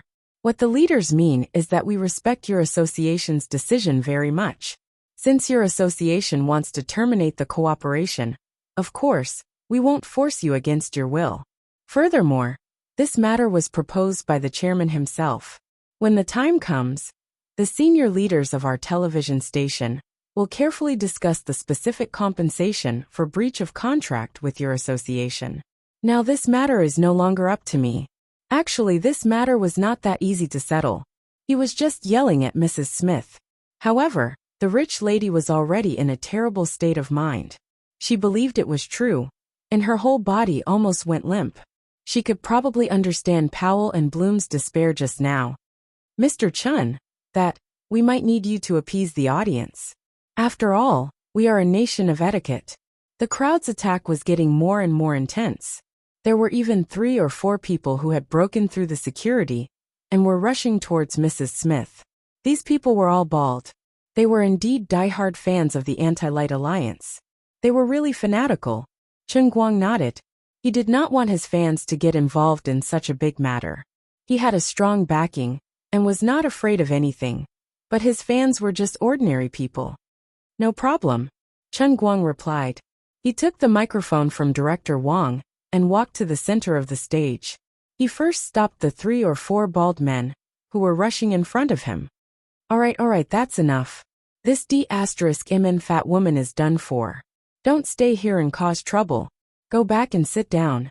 Chun Guang reached out and pressed the few young men down. Oh my God. Brother Almighty touched my shoulder. I will never shower again in this life. A bald man with a full beard had tears in his eyes. The other young man, who was also bald but had delicate features, also had stars in his eyes. +1 for not bathing. I'm so happy that I want to faint. A bald man who looked like a pig butcher burst into tears. Chun Guang silently looked at these 3 jokers. He really wanted to find a mirror to look at himself. To be honest, it was quite sad when he thought about it. I must have a physique that attracts jokers. Why are my fans either tomboys or silly bald men? Can't I have a normal die-hard fan? After chasing the bald fans away, Chun Guang stood in the middle with the microphone in his hand. Quiet, everyone be quiet. This was really amazing. The crowd that Dong Qing and Zhu Jun couldn't suppress actually calmed down after a few words from Chun Guang. The power of idols was really amazing. On the other side, Chief Wang saw that Chun Guang had calmed down and felt at ease. He said to Mrs. Smith, Mrs. Smith, go back to the guest seats and rest.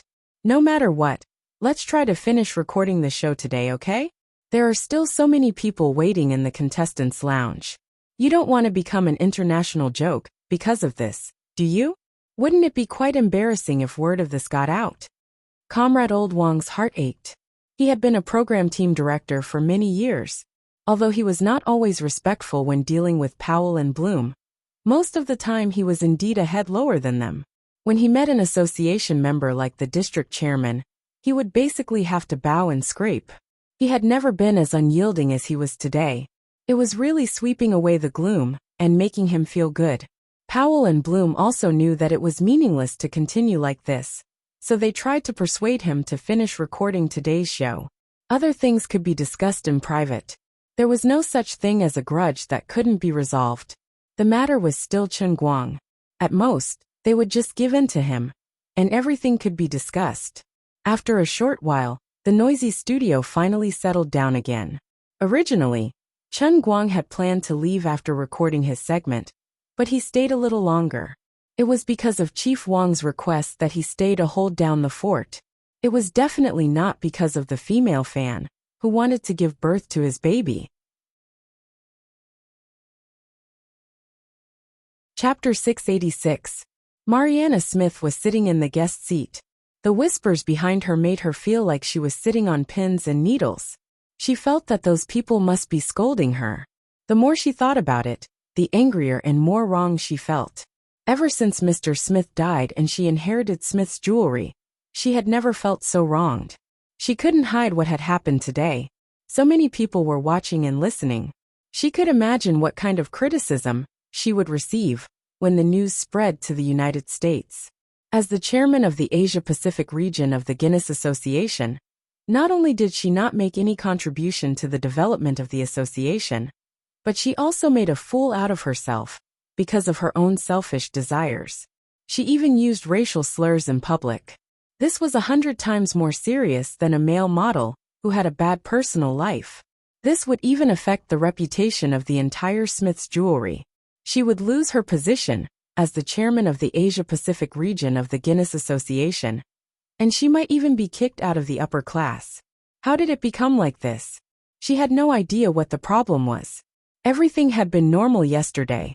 She had just fallen in love with an internet celebrity from Huaxia, and he had rejected her without giving her any face. Then she had tried to suppress him and teach him a lesson. She had even called the ghost hand Hiroto Aoyama. How did it become like this in the end? The price of being willful seemed to be too heavy. Her mind was in a trance. Her heart began to ache inside her plump body. It seemed that she was under too much psychological pressure. However, she didn't realize it. She was still immersed in the matter. I didn't do anything wrong. Something must have gone wrong. Mr. Aoyama? Mr. Aoyama? The competition is over. Please leave. Everyone else has left. We have to move the table away. It turned out that Hiroto Aoyama was still in the same position. His hands were pressed on the long table. He was still trying to wake up from the nightmare. Don't touch me, devil. The staff pushed Hiroto Aoyama lightly. Then, the ghost hand from Japan screamed as if he had been stung by a wasp. Mariana heard the shout from the stage. She looked up and saw Hiroto Aoyama's pale face, purple lips, trembling hands, and cold sweat all over his face. In a trance, Mrs. Smith's mind suddenly became clear. Right, things had turned out this way because Ghost Hand, whom she had high hopes for, had suffered a crushing defeat at the hands of Chen Guang.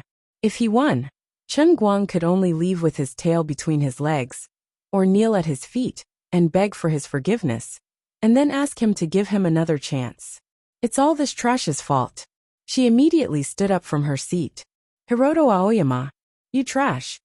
Her plump body was like a fat dinosaur as she charged at Hiroto Aoyama. She had completely lost control of her emotions.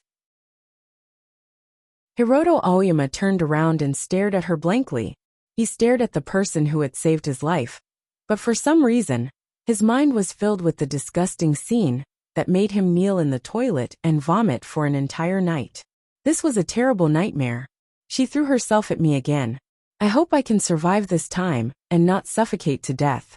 Wait, if it's a dream, why didn't I reject her? Am I to be tormented by her in my dreams? F***ck off. You are a filthy, ugly, disgusting fat woman. Every inch of fat and crease on your body makes me want to puke. Mrs. Smith was stunned. After a short silence, she became even angrier. You go to hell. She bared her fangs and brandished her claws at Hiroto Aoyama. However, Hiroto Aoyama was no longer afraid. He slapped Mrs. Smith hard in the face and pushed her shoulders hard with both hands, causing her to fall to the ground. I've had enough. I've had enough of you. Hiroto Aoyama summoned the courage that never existed in reality. He looked down at Mrs. Smith, who was paralyzed on the ground. Mariana Smith raised her head and looked at Hiroto Aoyama blankly. She was caught off guard by the sudden burst of courage from this weak puppet. Wrinkles? This ghost hand sure knows how to play. Oh my God.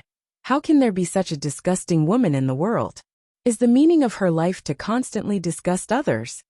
Doesn't she have any self-awareness? The whispers in the studio, which had finally settled down, boiled up again.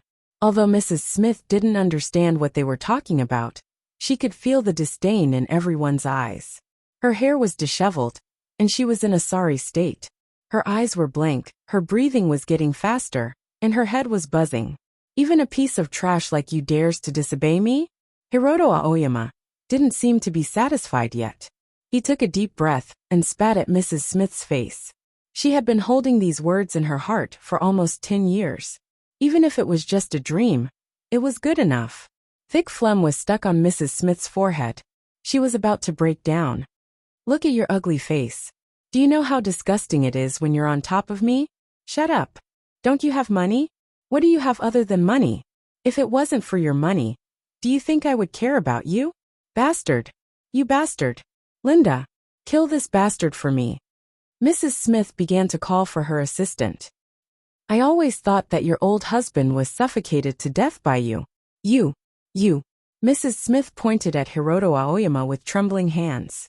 Linda's assistant had already rushed over with 2 bodyguards. They had to shut this guy up. At this moment, Mrs. Smith felt a sharp pain in her heart.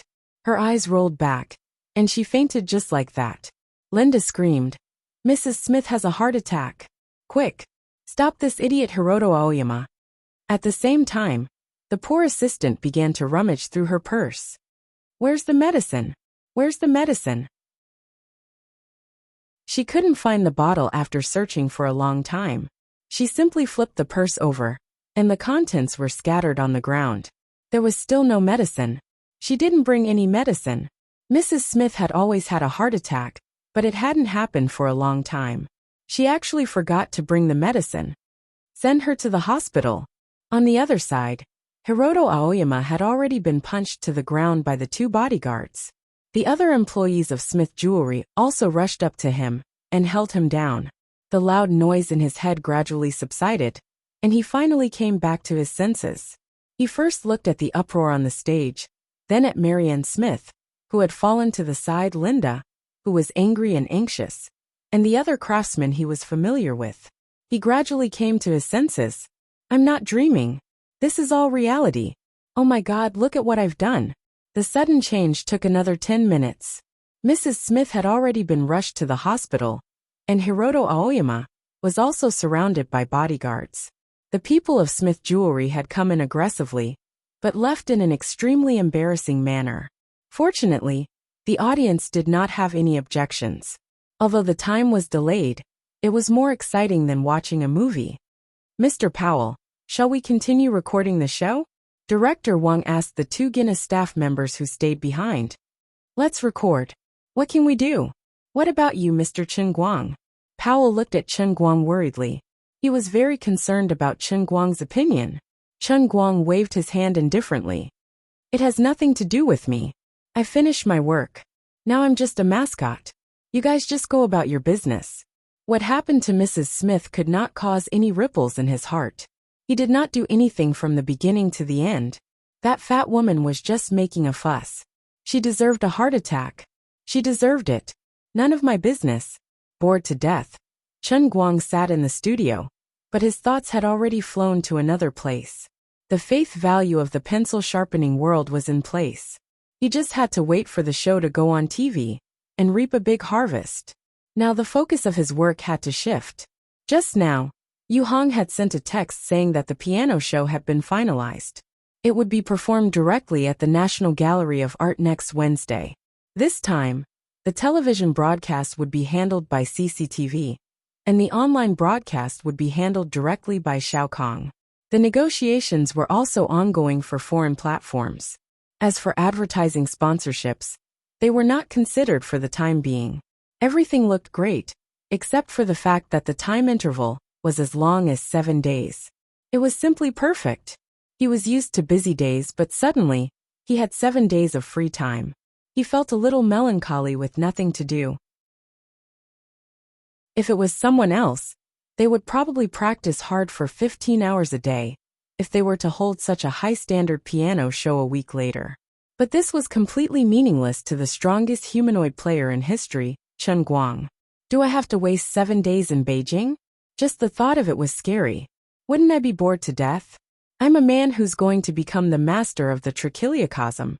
I'm also in a hurry to perfect my body, so that I can quickly practice the painting scroll.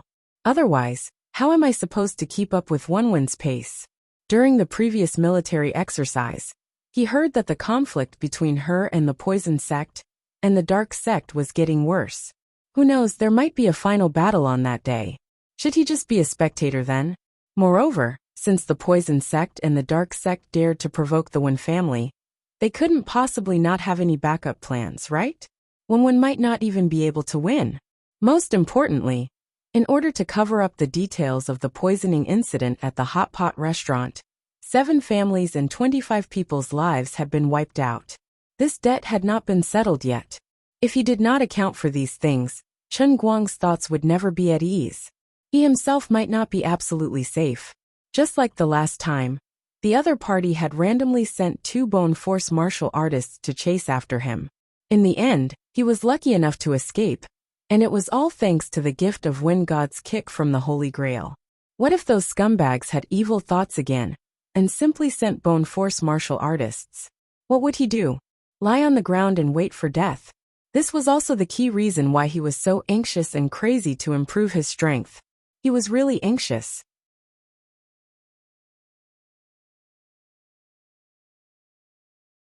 He had heard it clearly, but he hoped he had misheard.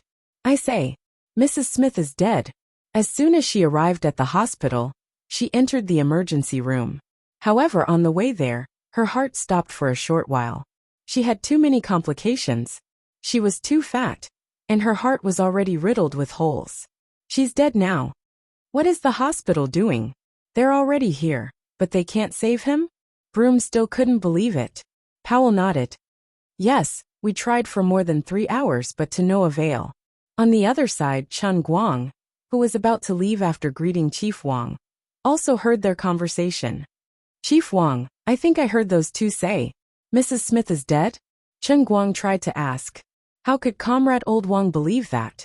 He chuckled and said, Ha ha ha ha, Mr. Chen, you really know how to joke.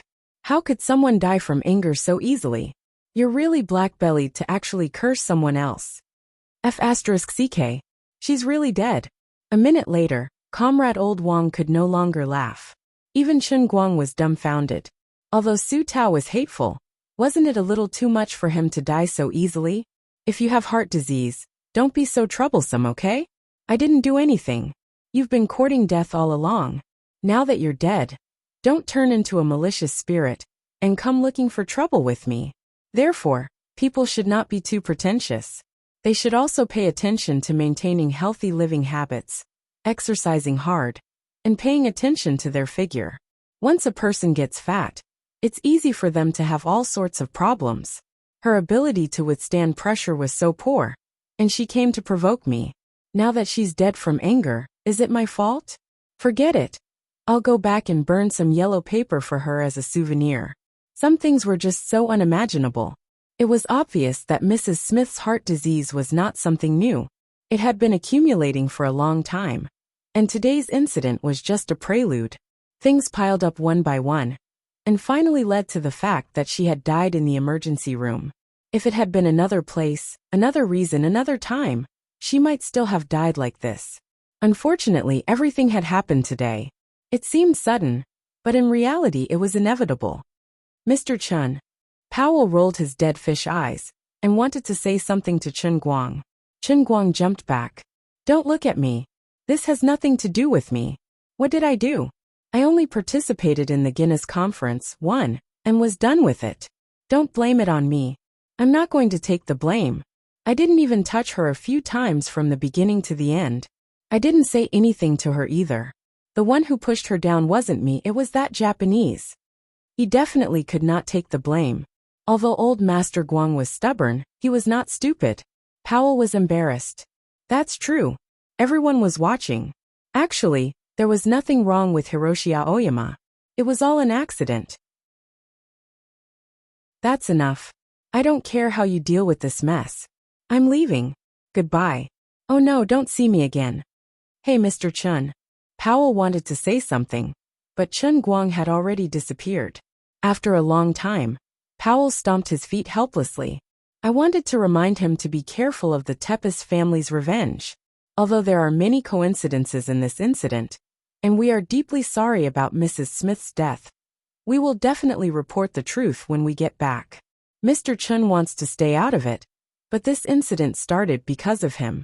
The Tepes girl will not let it go so easily. Director Wang was curious. What does Mrs. Smith have to do with the Tepes family? Is that family very powerful? Before she married Smith, beside him, Broom kept coughing.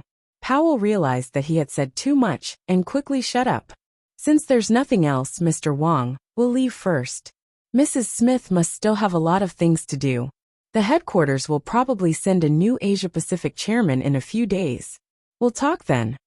The two foreigners ran as fast as they could as they spoke. Why are you talking so much to him? Broom muttered. Powell sighed. Can't you tell? Mr. Chen is a big shot. So what? No matter how big a shot he is there any use in his death? That's true. Powell, we're just small fries. We have to know our place. Although Powell was usually the talkative one, the one who really made the decisions was Broom. Chen Guang ran out of the central TV building alone. It was raining outside, as if it was mourning for the fat woman who had died in a foreign land. But he could not say that he was sad. After all, there was nothing about Marianne Smith that was likable. But he could not deny that his mood was affected. He had even forgotten about the tall, crazy fan, who was going to give birth to his child.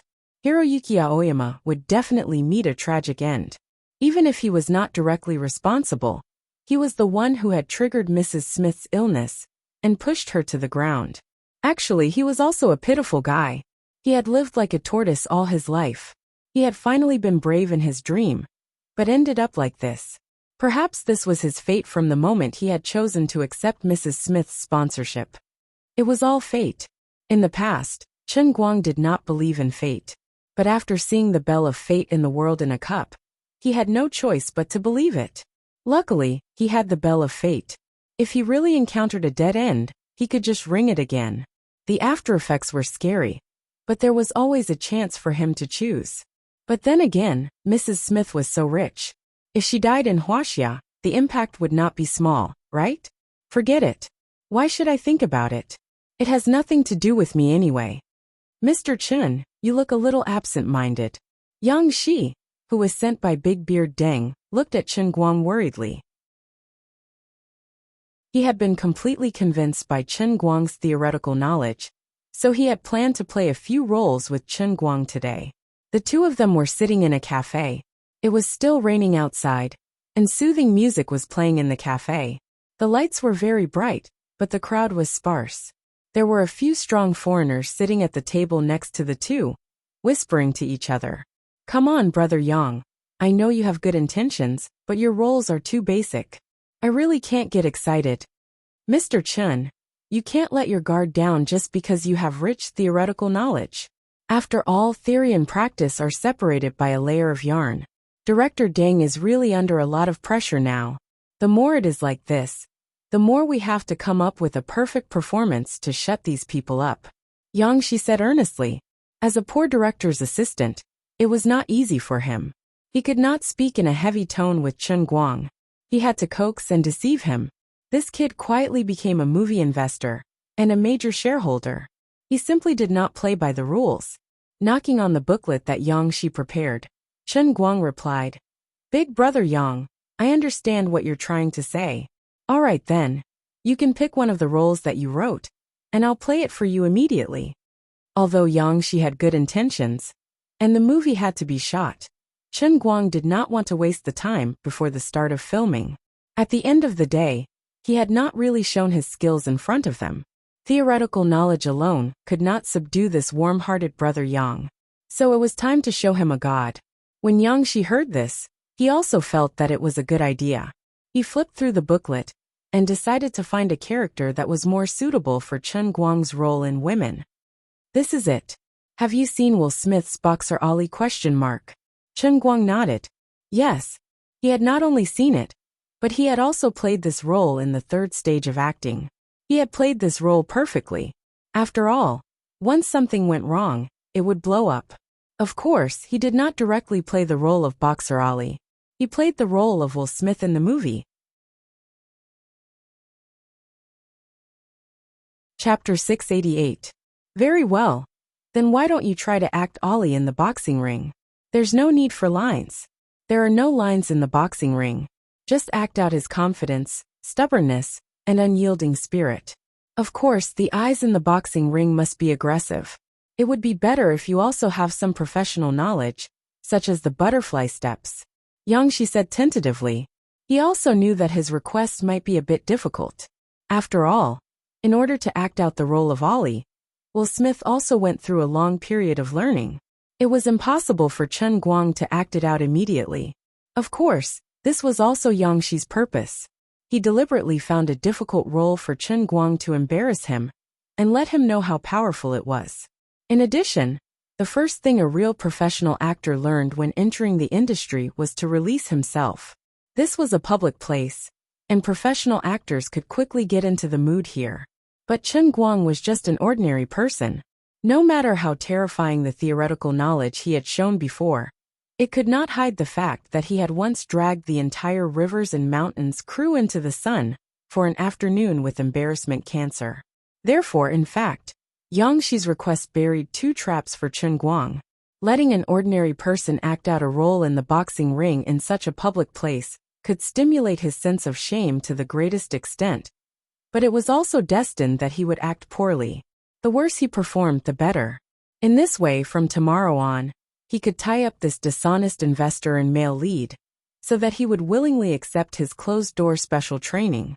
Don't look at little brother Yang Shi, who is always laughing and joking all day long. In fact, he is also a very dark guy. Chen Guang stood up and took off the hat on his head, revealing his shiny bald head. He looked around, and the people sitting nearby all looked at him curiously. Then he did not say much, just smiled at everyone, and then lowered his head and said, "Brother Yang, watch carefully." Yang Shi sat on the chair, crossed his legs, and looked at him with great interest. He really did not expect that this guy would really act without saying anything. Thinking back to the afternoon when he had almost broken down in order to train Chen Guang's acting skills, Yang Shi couldn't help but sigh. "My brother Chen Guang, how can you be so brave? I'm not talking nonsense with you. The gap between theoretical knowledge and practice is not just a layer of yarn, but a mountain. No matter how well prepared you are, you still need a guide like me to take you across the mountains. Indeed, geniuses exist in this world, but they are definitely not you. How am I supposed to pacify him if it gets too awkward? Forget it. With my understanding of him, he's a thick-skinned person. At worst, he'll just pay the money and run." Seeing Chen Guang close his eyes and start preparing his character, Yang Shi's mood gradually rose. He really wanted to know what kind of performance a mysterious actor, who was rich in theoretical knowledge, but lacking in practical experience, could perform in public all of a sudden. Suddenly, Chen Guang opened his eyes. There was a trace of lingering confusion in his eyes, and a slightly bitter and resentful expression gradually condensed on his face. Yang Shi still maintained the posture of sitting on the chair, looking at Chen Guang with a rather playful expression. "Sure enough, as I expected, my cancer of embarrassment is about to break out. You're a boxing champion who stands in the boxing ring. What the hell is this bitter and resentful expression of yours? As if everyone owes you tens of thousands of dollars." Then, Chen Guang completely ignored the interference of Yang Shi's eyes. His eyes gradually focused and looked forward, his back slightly arched, his hands raised in front of him, and he took a slightly unprofessional defensive stance of a boxer. Yang Shi suddenly couldn't laugh anymore. He thought of a scene in his mind, and also recalled some of the life of boxing champion Ali. There was no doubt that boxing champion Ali was a very complicated person. His life was full of ups and downs. In his career as a professional boxer, he stood in the boxing ring and shouldered too many things that did not belong to boxing. He represented the black people who struggled to walk in that environment at that time. In his professional career, in addition to fighting to the death with opponents in the boxing ring, he also had to face too much pressure from his skin color and religious beliefs outside the ring. He used much more effort than ordinary people, as well as an even more stubborn and strong personality, and finally achieved brilliant achievements in the entire boxing ring under the enormous pressure. But there was no doubt that he rarely felt happy. When he was young, he always felt that the world owed him something. He had clearly won the Olympic gold medal for the United States, and he was a national hero, but he couldn't even eat a simple lunch in a white restaurant. He angrily threw the gold medal into the sea. The unfair treatment made him even more resentful of the world. With this suppressed anger, he threw himself into the professional boxing arena. He used his angry arrogance to vent the anger in his heart unscrupulously inside and outside the boxing ring. He shouldered too much honor, but his skin color brought him endless trouble. It was as if no matter how much he achieved, he would only be inferior to others. He began to be confused, sometimes angry, sometimes self-doubting, and he didn't even know how to prove himself. In his long career, he had done many things to eliminate racial barriers, and he had witnessed the emergence of the first black president with his own eyes. But after all, he was confused, and it lasted for a long time. The boxing champion Ali, played by Will Smith, would obviously never be able to play the boxing champion's true professional level. He was an actor, not a boxer. But Will Smith very well captured the mood of the boxing champion when he was young. At this time, Chen Guang was also playing the young boxing champion, who was angry and confused. But hidden in the confusion was stubbornness, and stubbornness made him arrogant to the point of madness. All of a sudden, Chen Guang made his move. His footwork was clumsy, but it didn't seem like it at all. Chen Guang hopped around the coffee table on his tiptoes. Shi clenched his fists tighter and tighter. He finally understood the confusion in Chen Guang's eyes at the beginning. The scenes in the movie gradually emerged in his mind, and unconsciously, he merged with the Chen Guang in front of him. He seemed to see Will Smith again, or perhaps the lousy Ali that was played. Shi's breathing gradually became rapid. What is this situation suddenly? The leaping Chen Guang took an extra step forward with his right foot, leaned his upper body to the right, and swung his right hook fiercely from the bottom to the top. But what Shi paid most attention to was the look in Chen Guang's eyes. The moment he punched, the confusion disappeared, and in its place was a decisive and indomitable momentum. Shi stood up abruptly and took a step back. The whole process took less than 30 seconds, but he really did it. In this coffee shop full of strangers and strange looks, he acted like Will Smith's version of Muhammad Ali in the movie. Chen Guang continued walking, and the anger in his eyes grew stronger. He was clearly just punching the air, but it was as if Sonny Liston was really standing in front of him, the former boxing champion who had fallen under his iron fists. The strange looks in the coffee shop also changed. It was really strange. At first, they clearly thought that this person was a madman. But why did it seem like they were watching a real boxing match now? Where was his opponent? Where was he? That's not right. He might be an actor, and he's acting on the set. Then are we all extras? The scariest thing about the so-called world-class acting skills was not just that Chen Guang could put himself into the world of the movie. When he unleashed it to the extreme, the invisible world seemed to use him as the origin and gradually spread out, enveloping the people and objects in the space around him into his world, his domain. This was the true horror of the highest level of acting skills. I am an actor. I am the world. Welcome to my world. The tables in the coffee shop turned into boxing rings. In the air, Sonny Liston was retreating step by step, and Chen Guang's fists were closing in. Finally, Chen Guang's body came to a stop as he threw out a heavy punch with an explosion in the air. Everyone was hallucinating. Sonny Liston's phantom seemed to appear in front of him, and then he collapsed. The newly crowned king raised his hands high, waiting to enjoy the cheers of the world. Chen Guang looked back, with the frankness and dominance of a young man. Godly acting skills. Shi screamed in his heart. His breathing almost stopped, and he even wanted to kneel down just like that. Roar! Oh, the dozens of people in the coffee shop couldn't help but cheer for him in unison, even though he had clearly only defeated the air. Shi's body went limp, and he sat on the ground. Before seeing it with his own eyes, he really didn't believe that anyone in the world could reach such a level of acting skills.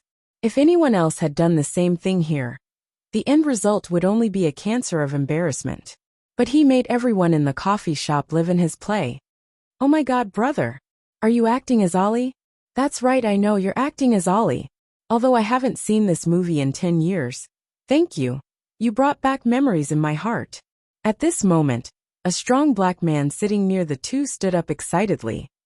It's too similar, really too similar. Brother, how did you do it? Although your boxing skills are very rusty, and your butterfly steps aren't professional, you really remind me of Will. He's the actor I admire the most, and Ali is the teacher I admire the most. Thank you for showing me the two of them in such a vivid way. You must be the best actor in the world. Chen Guang smiled and cupped his hands at the black man. Ha, thank you, buddy.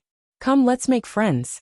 Chen Guang raised his coffee, pretending to be wine, and clinked glasses with the people at the table.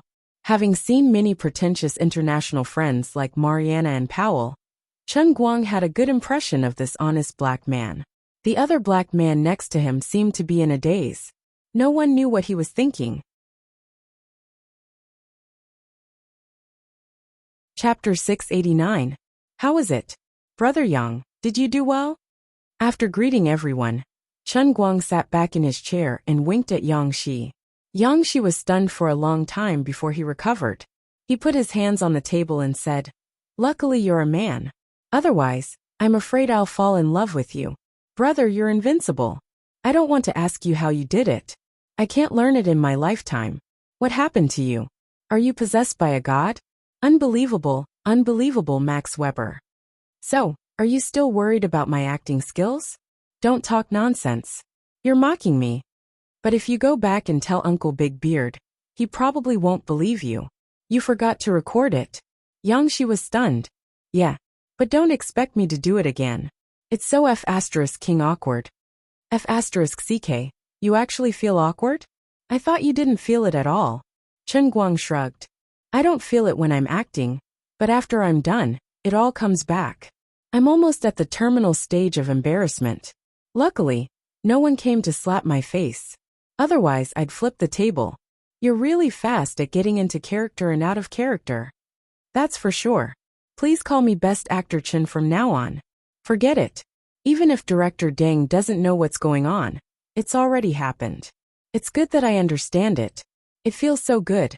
I really want to see with my own eyes how you scared Director Deng on the day of filming. I was a little prepared today, but you still scared me. Finally, after dealing with Yang Shi, Chen Guang could finally relax. The young man was completely kneeling on the ground. It seemed like he wouldn't be able to recover for a while. Although Chen Guang knew that his unreserved show-off would have an impact on his outlook on life, he could only spread his hands. The old man didn't want to either. You forced him to. Otherwise, if you really followed Big Beard's instructions and pestered me all day, what would I do? Chen Guang finished his coffee in 2 or 3 gulps. Just as he was about to run away, the middle-aged black man came over with a glass of wine. Sir, can we talk? Ah, hello, how can I help you?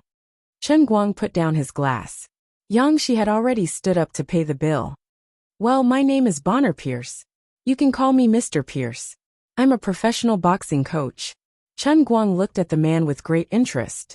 He did not expect that a random act of Ollie in a coffee shop could attract a professional boxing coach.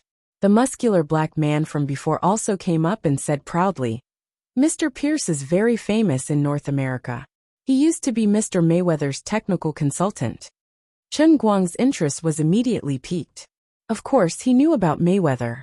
He was a super famous boxing champion and was known as one of the greatest boxing champions of the century. His fights were worth tens of millions of dollars. If this black guy wasn't bragging, then Pierce was really a big shot. Hello, my name is Chen Guang. Nice to meet you.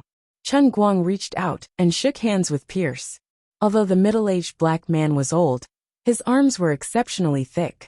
His palms were also a size larger than Chen Guang's.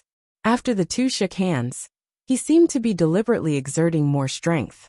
Chen Guang remained calm. However much strength you use, I will use the same amount of strength. Ambition does not depend on age. Strength does not depend on the size of the arms. You have to know that you are facing the strongest arm in history. After a while, Pierce's face began to turn red. He was shocked beyond words. Although he was now a coach, when he was a professional boxer, he was also famous for his iron fists. He had once won a heavyweight championship belt. Even now he still kept training. His absolute strength was not much worse than when he was young. How could he be suppressed by Mr. Chen's thin arms when shaking hands? Mr. Pierce, we've been shaking hands for too long. Chen Guang saw that Pierce was so tired and reminded him. Pierce awkwardly let go of his hand. His dark palms had been squeezed so hard by Chen Guang that his bones creaked when he moved slightly. When old Pierce recovered, Chen Guang asked, Mr. Pierce, what's the matter? Just say it. You look like a busy man. Pierce looked at Chen Guang again. Earlier, he had felt that this young man's fists were strong. Now that he tried it, he realized that this guy was not just an ordinary person. He was so strong that it made people's hair stand on end. With the body of a lightweight or at most a welterweight, the strength in his palms was able to suppress a heavyweight boxing champion, who was obviously a size larger than him. What a rare genius. Imagine the scene of a lightweight fighter blasting out a heavyweight's power in the boxing ring. It was simply a killing machine, okay?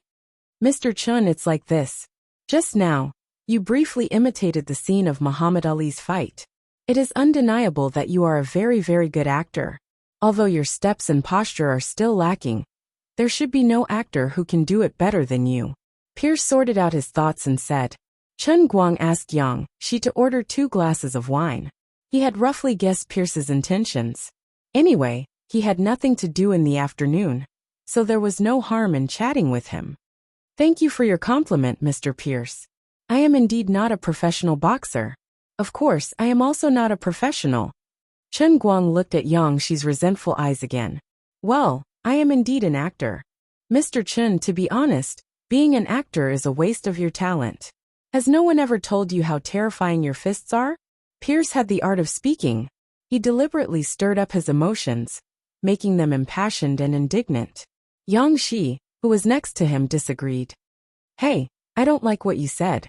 What do you mean by a waste of talent? Do you know what kind of actor Chen Guang is? Okay, brother Yang, don't make a fuss here. I won't jump ship. How can I not act in a movie that I spent money on? Chen Guang said this in Chinese. Yang Shi thought about it and felt at ease. He has 60% of the shares. Why should I be so nervous? Just 2 days ago, he couldn't wait for Chen Guang to quit. But at this moment, his mentality had completely changed. It was Chen Guang's less than 5 minutes of live performance that led to this fundamental change. On the other side, Pierce saw that Chen Guang did not respond to his incitement and was disappointed. He thought that Chen Guang might be a famous actor and was not particularly interested in being a professional boxer. He decided to add fuel to the fire. Mr. Chen, don't think that I am joking. My eyes have never been wrong. When you punched with a non-standard posture, I actually heard the wind from the friction between the air and your fist. Pierce became more and more excited as he spoke. You are a natural-born boxer. Since you can play Ali so vividly, you must have some understanding of professional boxing, right? Believe me, as long as you go through my top professional training, I can make you the king of the boxing ring. You have a daunting punch, and can even dominate the boxing rings below the middleweight or light heavyweight weight class. You can achieve even more than Mayweather. I have a high degree of confidence in helping you achieve this. Right now, your weakness is the strength of your waist and abdomen, but your legs and hands will be your most advantageous weapons. Your dynamic vision and nerve reaction may still need high-intensity training, but it doesn't matter. I am the most professional in this area. You are born with talent. I have confidence that you can punch more than 600 kilograms. That's right, you Chinese prefer to use kilograms. Imagine you are invincible in the middleweight or lightweight boxing ring, using the heavy cannon that only the heavyweight boxing champion can hit. Chen Guang nearly burst into laughter. Why is this black bro so frank and straightforward? Although Chen Guang knew that it wasn't impossible for him to achieve what Chen Guang said, he still felt that Chen Guang must have been trained in a multi-level marketing organization for Chen Guang to brag so much in their first meeting. In addition, you don't actually need to train me. My current punching force is 800 kilograms. 600 kilograms is nothing. Of course, Pierce's eyes were indeed sharp. He could see that Zhang Hing's weakness was the waist and abdomen. No wonder he was a top coach. If it wasn't for the fact that it would take a long time to become a top boxer and step onto the world stage, Chen Guang would have been tempted by Pierce's words. After all, as long as he could become the world boxing champion, it would indeed help the Qilin statue absorb a lot of faith. But the effect was too slow. Chen Guang could not wait. Even if he went to the United States with him now, registered as an athlete, started training, and fought his way up, it would take at least a few months for him to get a gold belt. Mr. Pierce, I understand your good intentions and thank you for your appreciation. But now Mr. Chen, don't reject me so directly. I can see that you're very young. Young people shouldn't make decisions for their own lives so quickly. There are many choices in life. When I was young, I almost became a Hollywood action actor, but in the end, I chose the path of professional boxing. It's really extraordinarily wonderful. The feeling of becoming stronger will make you addicted to it. Oh, right, this is my business card. Can I have your email address? We can keep in touch. Pierce was really an excellent lobbyist. Once the person he persuaded showed that he wanted to reject his suggestion directly, he made a decisive decision and planned to take a roundabout way.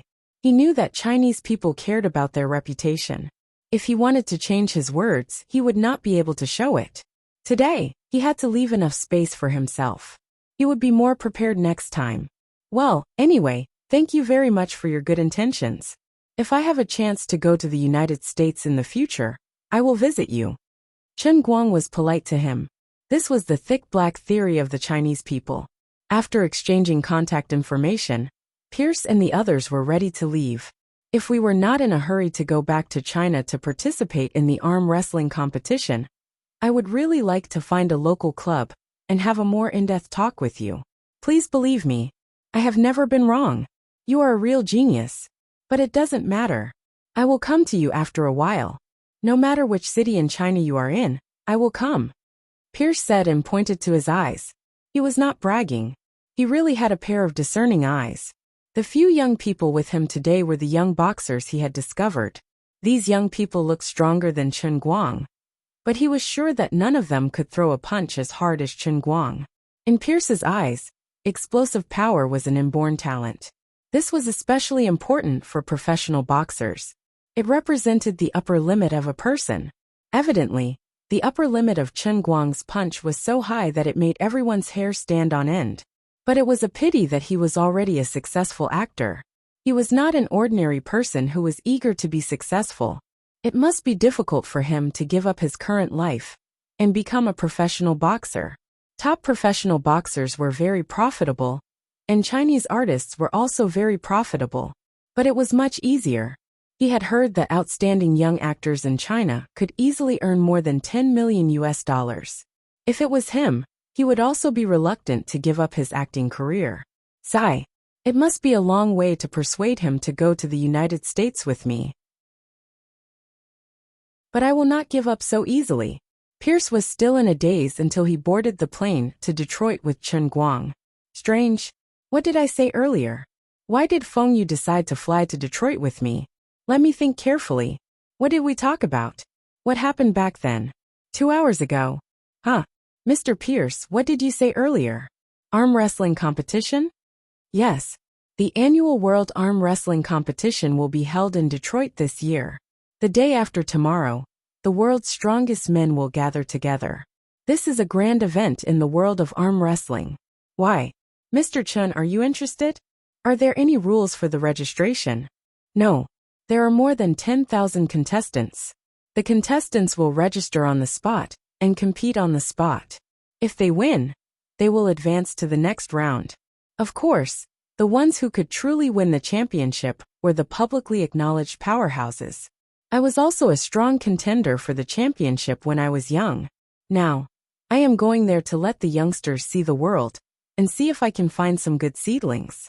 Interesting. This is interesting. Chen Guang's eyes became brighter and brighter. Pierce felt his eyes were dazzling. This was truly a case of wearing out iron shoes and fruitless searching, only to find it by chance. What better way to prove that his arms were invincible than to win the World Arm Wrestling Competition and become the undisputed king of arm wrestling?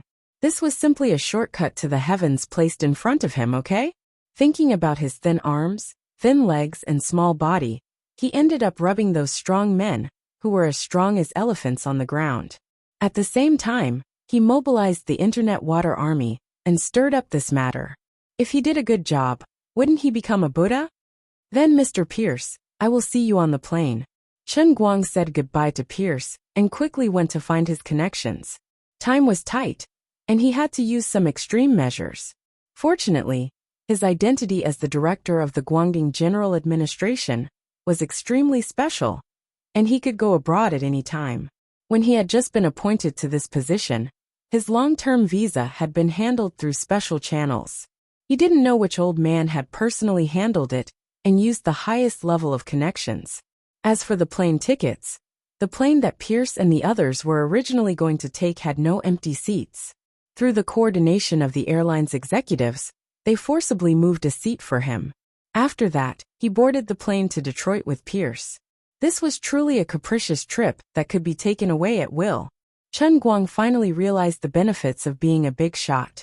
The convenience of traveling was not something that ordinary people could imagine. If he was still a poor loser, he would not be able to board the plane so quickly. Pierce and the others were sitting in front of him. Chen Guang had discussed with them that after arriving in Detroit, he only needed to travel with them. The day after tomorrow, and the day after that, he would go to the arm wrestling competition to show off. After that, he would immediately rush back and take part in the piano performance. He was really defeated by his own wit. Hello, passengers. The plane is about to take off. To ensure flight safety, please check whether your phones, tablets, and other electronic devices are turned off. Thank you for your cooperation. The sweet bilingual voice of the flight attendant came from the cabin. Chen Guang quickly turned off his popcorn 5S. Strange, why can't I get through to Mr. Chen's phone? Director Wang of the Guinness Conference program team of Central TV's Department 13 stared at his phone with a blank expression. Because of the sudden situation during the program recording, he had been busy for 3 to 4 hours. After he was done, he finally remembered to call Chen Guang to remind him that Powell had mentioned something about the Tepes family. Although he did not know what exactly was going on, it was reasonable to inform him. But Chen Guang's phone was already turned off, and he could not get through to him. Forget it. I'll send him a text and inform Xiao Lu from Tianguang Brokerage. That should be foolproof, right? Comrade Wang said. Maybe probably, there won't be any trouble? It's only been a few hours. He can't be flying to America already, right? Doesn't he have a piano performance in a few days? We just talked about this at the meeting. Wahahaha. What? What did you say? Mr. Chen went to America. He just boarded the plane. Oh my. What the F***ck? How could he just fly away like that? 2 minutes later, the Fruit 7 that Comrade Wang had just bought fell to the ground and smashed into pieces. Chen Guang lay in the first-class seat and tidied up the backpack next to him. Passport ID, Heavenly Holy Grail toiletries, UBS black card that could be used worldwide, cell phone, laptop, 3 pairs of underwear to change into, a Hawaiian short dress suit, and 4 pairs of One special medicine kits that he carried with him at all times. Very good, he had everything he needed. Steady. Calculating the time, he should be able to gather about 600,000 faith points by the time he reached Detroit. To ensure that nothing went wrong, Chen Guang decided to bravely do something. That's right. He was going to challenge the world within the Beggar's Special Training Cup for the second time. In terms of pure arm strength, he was indeed invincible, and the strength of his arm bones was not a problem. But if it was arm wrestling, he would be at a natural disadvantage in terms of weight. Then he would have to use his other hand to hold the table to stabilize his body. The muscles that needed to be mobilized would not only be his arms, but also his pectoral muscles, which would create a terrifying pressure. Right now his chest, abdomen, and back were only slightly stronger than the average person's. If he relied on his 2 arms to act cool, and his pectoral muscles were torn, it would be a huge problem. As for how the world within the Beggar's Special Training Cup would ravage his pectoral muscles, Chen Guang decided not to think about such a terrifying scene. In short, he had to endure the most bitter of hardships. Time was of the essence, and he had no other choice.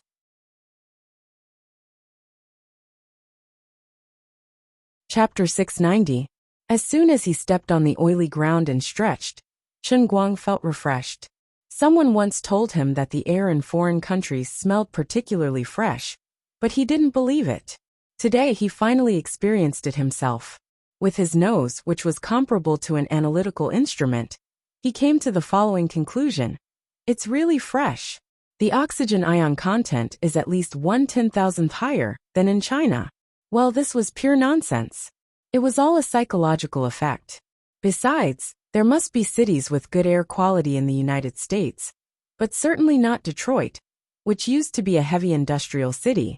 Pierce was particularly enthusiastic. He even wanted to drag Chen Guang to his club as soon as he got out of the car. He firmly believed that as long as he let this young man walk around the club, and see the other young men working hard in pursuit of their dreams, and then look at the achievements of boxing champions like Mayweather, Pacquiao, and Holyfield, all of them, he would be able to do it. Finally, he would use the simplest and easy-to-learn technique to teach him the correct way to exert force, allowing him to punch with half of the techniques of a professional boxer. Then he would definitely understand how terrifying the lethality of his fists were.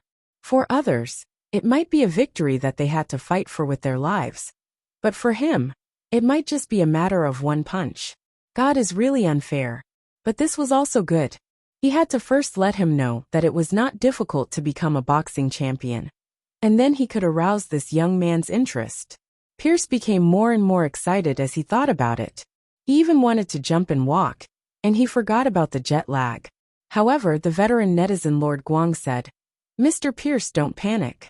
Let me buy a phone card first. You can skip meals for a day, but you can't skip the internet for half a day." "Mr. Chun, my club is also very famous in Detroit. After we get there, if you are interested, we can try the entry-level special training today. You have to know that if ordinary boxers invite me to do special training for them before the game, my fee is $10,000 a day," Pierce said proudly. With his status in the North American boxing world, his private special training was really worth $300,000 a month. Only top boxers could afford to invite him. Chen Guang knew that Su Tao was fond of talents, and he could also understand the latter's feelings. The more one's eyesight was, the more they would be able to understand the value of that simple punch. Even if they saw the same thing, everyone's thoughts were completely different. Pierce saw the shadow of him becoming a boxing champion. Wu Shan even knew the number 800 kilograms, but he had never thought about it in his mind. But Chen Guang really had no intention of becoming a boxing champion. So he said awkwardly while fiddling with his SIM card, "Well, Mr. Pierce, we just flew half the world, and our biological clock is not quite right now. Why don't we take a good rest?" "Oh no, we can't do this. The arm wrestling competition is tomorrow morning, and it's 11 a.m. right now. From my experience, we can't sleep now, absolutely not. You have to at least last until 9 p.m., and then get a good night's sleep. We'll leave tomorrow at 6 a.m., and we'll arrive at the competition venue around 8 p.m. When it came to adjusting the biological clock, Pierce obviously had more say. Chen Guang was also helpless. The old man's words were too reasonable, and he had no choice but to accept it. Actually, he had other plans. The laboratory where Sun Xiaoxuan did her internship was in a university in a small town near Detroit. After the arm wrestling competition the day after tomorrow, he planned to take a stroll in Sun Xiaoxuan's laboratory. Calculating the time, it was almost time for her to go back to China. If they could make it in time, he would go back with her. Thinking about it, Sun Xiaoxuan must be quite depressed. She was introduced to this laboratory by her relatives, and she stayed there for the whole summer. If he suddenly appeared in front of her, she would be overjoyed, right? She might also be so excited that she directly jumped into his arms, right? Alas, if it were in the past, he would definitely hold her tightly with peace of mind. But now there was still a knot in his heart.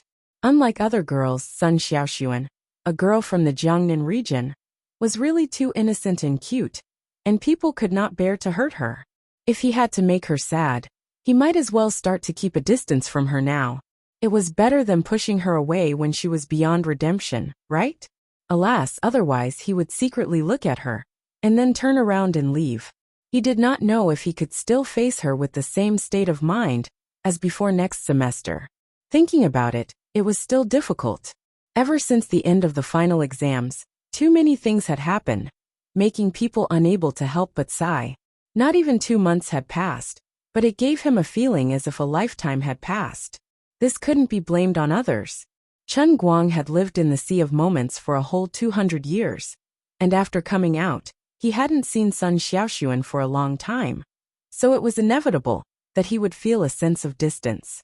He had forgotten that he had lived as an old monster in the Sea of Moments. But for Sun Xiaoxuan, it had only been less than 2 months. Moreover, he could chat with him from time to time on the internet, and he often saw and heard news about him on the internet and in the class chat. For Sun Xiaoxuan, Chen Guang had never left, and his shadow had never faded. On the contrary, because of the distant ocean, his longing had continuously deepened. Many things had indeed happened to Chen Guang, but the only things that were reported were Jin Shiyue and Zhuo Jingxi. Sun Xiaoxuan did not care about what happened between Chen Guang and Jin Shiyue. In her heart, she unconditionally chose to believe every word that came out of Chen Guang's mouth. What she really cared about was the words that Chen Guang had said to Zhuo Jingxi at the press conference. She remembered Gao Ye's warning that teacher Zhuo was definitely interested in Chen Guang, so she had to be careful. She somewhat regretted not paying attention at that time, and it turned out that teacher Zhuo had indeed beaten her to it.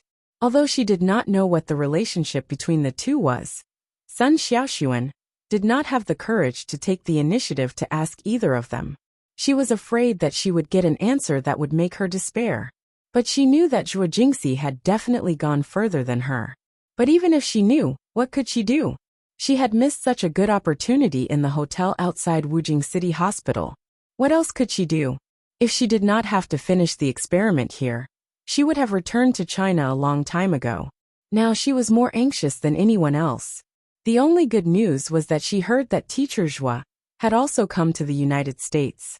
It seemed that he was a small leader in a university laboratory in California as a photocatalyst laboratory. It seemed that he would not be returning to China for a while. I will not give up like this, nor will I easily admit defeat. Since you took advantage of the fact that I went abroad first, then don't blame me for rushing back before you and taking back the Chen Guang that belongs to me. Even if you are my teacher, I will not give up an inch. It is precisely because you are my teacher that I will not easily admit defeat. There is no reason for a teacher to steal a student's boyfriend. In Sun Xiaoxuan's previous 20 years of life, she had never had such a resolute thought. She was always so weak, trying hard to understand and tolerate everyone around her, and was willing to believe in everyone.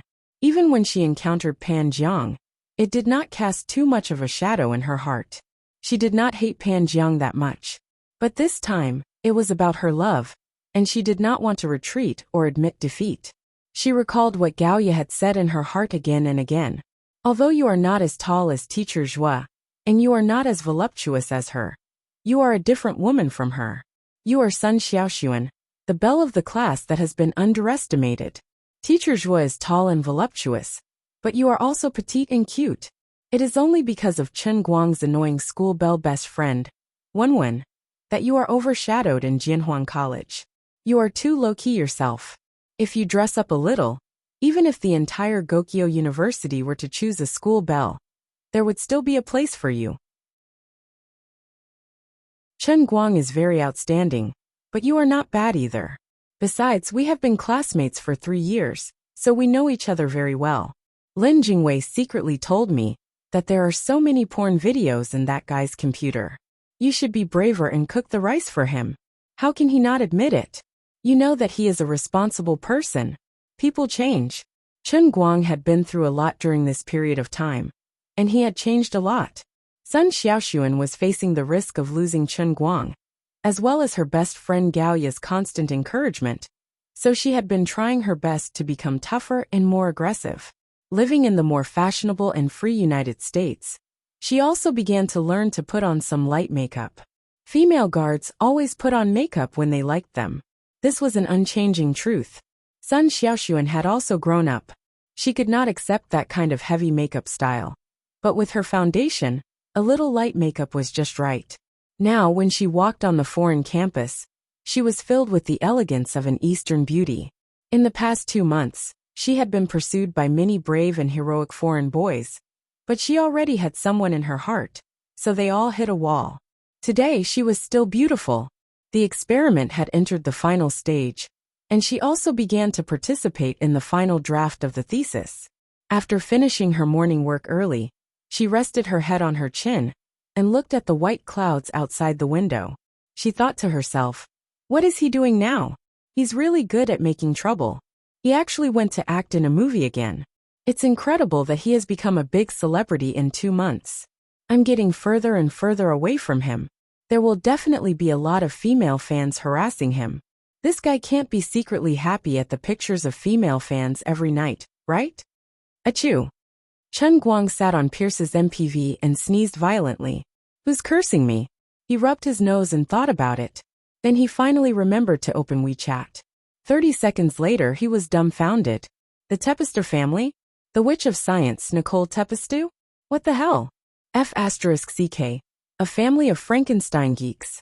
Did it have to be so scary? Great-great-grandfather had been a lab assistant for that super terrifying Tesla? The family had the handwritten notes of Nikola Tesla, who invented alternating current, and suspected to be the mastermind behind the Tunguska explosion. The entire family had been Frankenstein geeks for generations? Great-great-grandfather had died in an experimental accident while deciphering Tesla's notes. How tragic. Great-great-grandfather had been blown up again. How tragic. Great-great-grandmother had been blown up together. How inhumane. His parents had also been blown up. How tragic. Now the entire family was only left with the last descendant. Nicole Tepester, who blew up the school at the age of 8, was now the famous Witch of Science in North America. She was actually the niece of that unlucky Marianne Smith. Marianne's surname was Tepester before she married Smith. You guys are poisonous. Why didn't you tell me earlier? Wrinkling his nose, Chen Guang seemed to have smelled an explosion in the air. This was too much. With such important news, he was in a dangerous situation. The crazy Witch of Science, Nicole, would definitely find a way to avenge her last relative, Marianne. After all, when she was very young, her parents had died in an experimental accident. Nicole, who was an orphan, was raised by her aunt Marianne Smith. At the same time, this generous aunt also funded her to continue the research of this terrifying family. Putting himself in Nicosia's shoes, if he were in her shoes, he would definitely try his best to blow up the culprit into the sky. Alright, even though Hiroyuki Aoyama was the one who pushed Mrs. Smith down, I have to take the blame now. Now I can't go abroad, especially not to America. But right now I'm sitting on the road in Detroit, okay? Should I just go home now? Chen Guang wanted to retreat. After all, this Tepester family was extraordinarily terrifying. They were too explosive. This whole family is a walking bomb in human form, okay? How could they live like this? Couldn't they just die of old age and illness in their beds? If you have something to say, then say it nicely. Don't drag me down with you. But it wasn't easy for him to make a trip to America. Such a good opportunity to show off with his Kirin arm was right in front of him. If he did it well, he would have a huge harvest of faith points. He really couldn't bear to give it up just like that. This was as awkward as when a buddy with diarrhea rushed into the toilet with great difficulty, only to find out that it was a women's toilet. Did he want to pull up his pants and leave? But the arrow was already on the bowstring, and he had no choice but to shoot it. Even if he found out that it was a women's toilet, he had to shoot it out. Besides, since he was already here, she couldn't possibly find him in just 2 or 3 days, right? Also look at this photo of Nicosia Teppert. She's clearly a delicate girl with big wavy blonde hair, blue eyes and big wavy hair. This old man has full power against beautiful girls. As long as she dares to cause trouble, she'll be charmed to death in minutes. She looks so cute, so she definitely wouldn't be too cruel. Her Frankenstein genes should have pretty much degenerated, right? Alright, I'm just spouting nonsense. I'm still a little panicked, but I can't just turn around and run away after coming here for nothing, right? Probably, nothing will happen, right? Anyway, I just have to be more vigilant. I'm not a soft persimmon that can be pinched flat by anyone. Just as he hung up on Lu Xiaoyang's WeChat, Chen Guang's phone rang again. Wu Tong had sent another message. After reading Wu Tong's message, he only had one thought in his mind. Life is already so difficult. So why do you still have to torture me like this? Did I accidentally knock the bell of destiny when I was sleeping one day? I'm just taking a stroll abroad and planning to show off to my heart's content. Why are there so many problems? Wu Tong's message was like this. I couldn't get through to you on the phone just now, so I could only tell you through WeChat. We just had an intense exchange of fire with terrorists in Beijing. They're from the Shattered World. According to reliable information, Xue Lin's revenge operation has already caused heavy damage to the Shattered World. They've decided to take revenge. Furthermore, the matter of you and I dealing with Sergio should have been leaked. For the time being, their eyes are on me, but you know that I don't have the ability to do so. They should be able to find some clues. Therefore, I'm worried that they'll suspect you sooner or later, and you might be exposed. During this period of time, you must be well behaved and don't go abroad. Chen Guang silently put down his phone and looked at the blue sky and white clouds of Detroit outside the car window. He also looked at the peaceful abandoned factory buildings. There were wolves in front and tigers behind. This time, he had fallen into a fire pit. I'm really King Hell's three-headed flame golden armored howling celestial hound.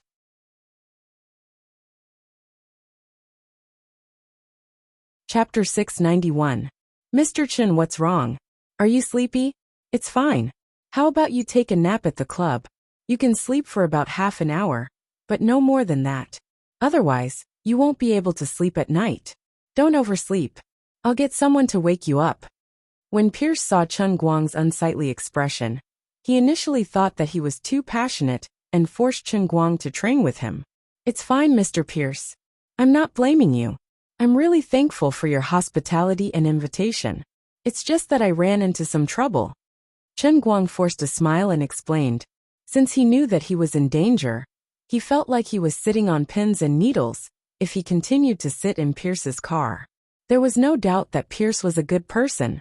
If he continued to stay with them, he would become a bigger target. On the other hand, he would bring them into huge trouble and might die at any time. After thinking about it, Chen Guang felt that he had to separate from Pierce and the others. This was America after all. It wasn't his territory. The disadvantages of being in a foreign land were obvious. The influence of China's military here was far less than in China. They wouldn't be able to provide him with any substantial help. He was in a dangerous situation now.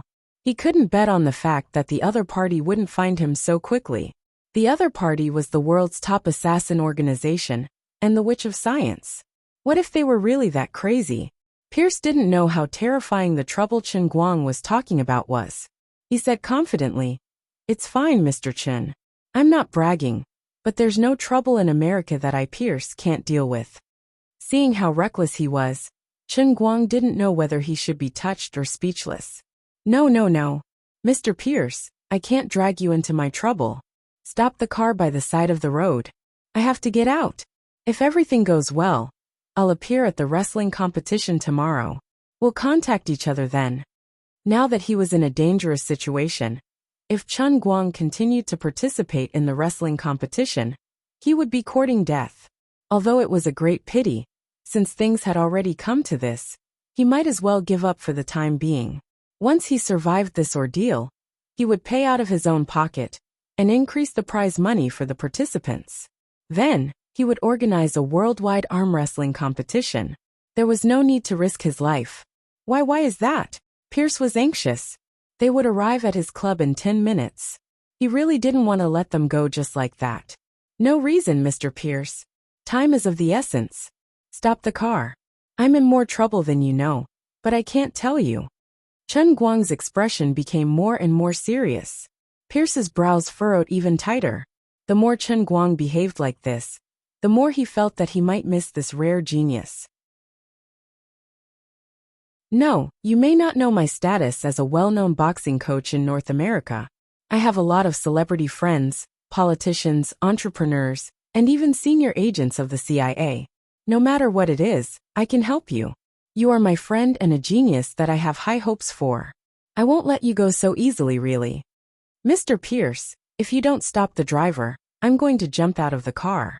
Foreman, drive a little faster. Make it 160. Chen Guang was confused by this stubborn brother. Big brother, I'm not joking with you. Can you be more serious? We're in a really bad situation. Don't make trouble. Facing the stubborn Pierce was a headache for him. While the two of them were arguing, in a parking lot next to a fork in the road about 5 minutes away, there were 4 commercial vehicles and a container truck with a colorful postmodern punk style, parked on both sides of the road. Chen Guang's worries were not wrong. The world breaker and Nicoise Teppert's movements were faster than he had imagined. In fact, As early as when he got on the plane from Yenjing to Detroit, the two parties already knew his itinerary from the airline's database. Through different means, they found out that he got on the commercial car of the famous professional boxing coach Pierce after getting off the plane. Both parties had the same target, and their actions were the same, which was to ambush him on the road from the airport to the Pierce Club.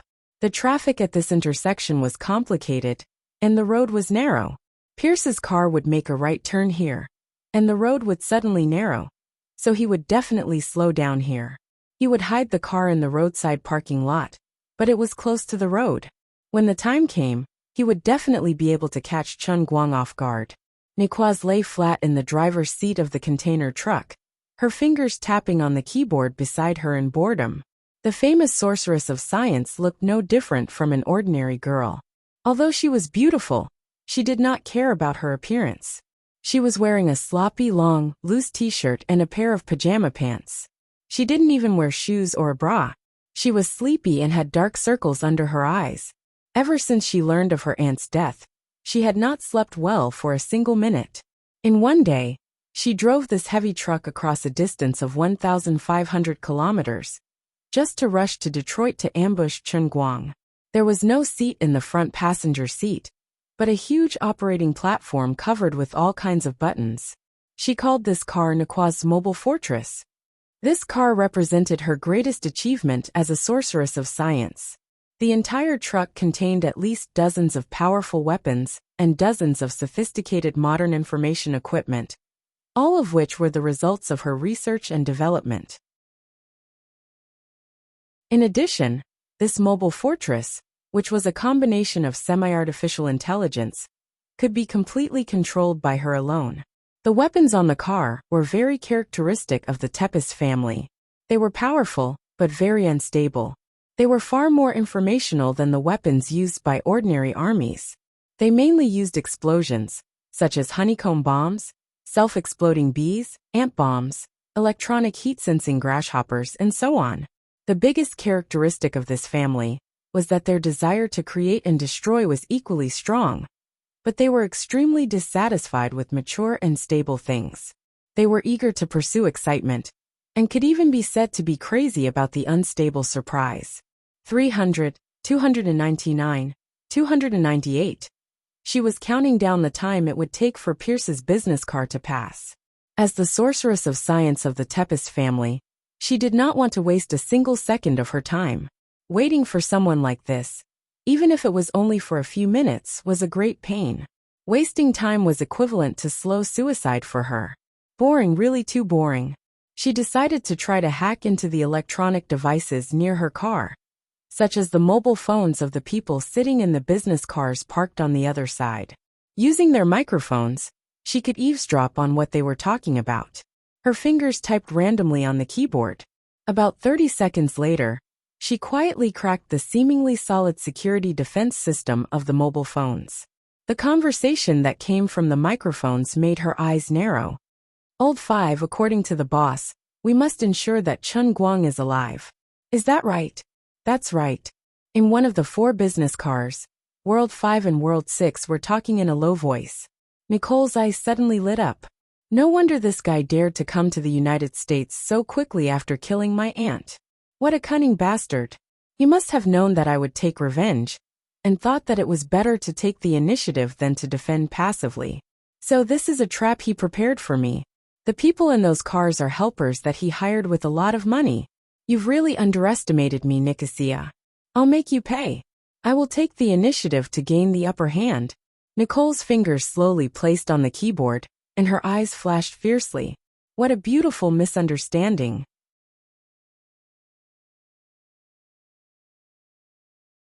Chapter 692. Hold on, Brother 6. We're being monitored. As World 5 and World 6 were chatting in the MPV, the member of the Broken World, who was in charge of intelligence, suddenly exclaimed. Although Nicosia was a genius, the Broken World was also a veteran assassin organization. Their intelligence department was not to be trifled with.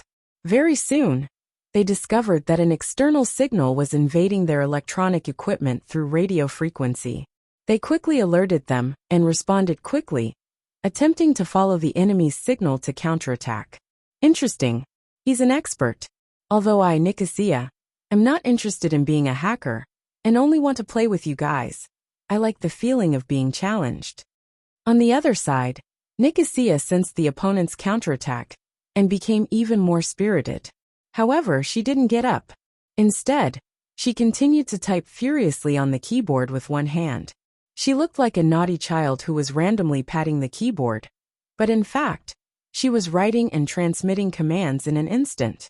The enemy is so powerful. My counterattack has been discovered. It's coming. The intelligence officer's face turned pale. The short confrontation did not even last 10 seconds, and he was defeated cleanly. The enemy had used an extremely short amount of time to decipher their defense system. It was simply terrifying. World 5 and World 6 were equally shocked. According to the intelligence, Chen Guang was just an ordinary student who had some relations with China's higher-ups. It was impossible for him to have any experts around him. Their plan was very simple. Chen Guang had a close relationship with the Beijing District Bureau Chief, Wu Tong. That woman was the key person who had caused the death of World 9. At the same time, that woman's father was an extremely high-ranking figure in China's political scene. Other than that, this man seemed to be a famous person and had a close relationship with a suspected descendant of China's higher-ups.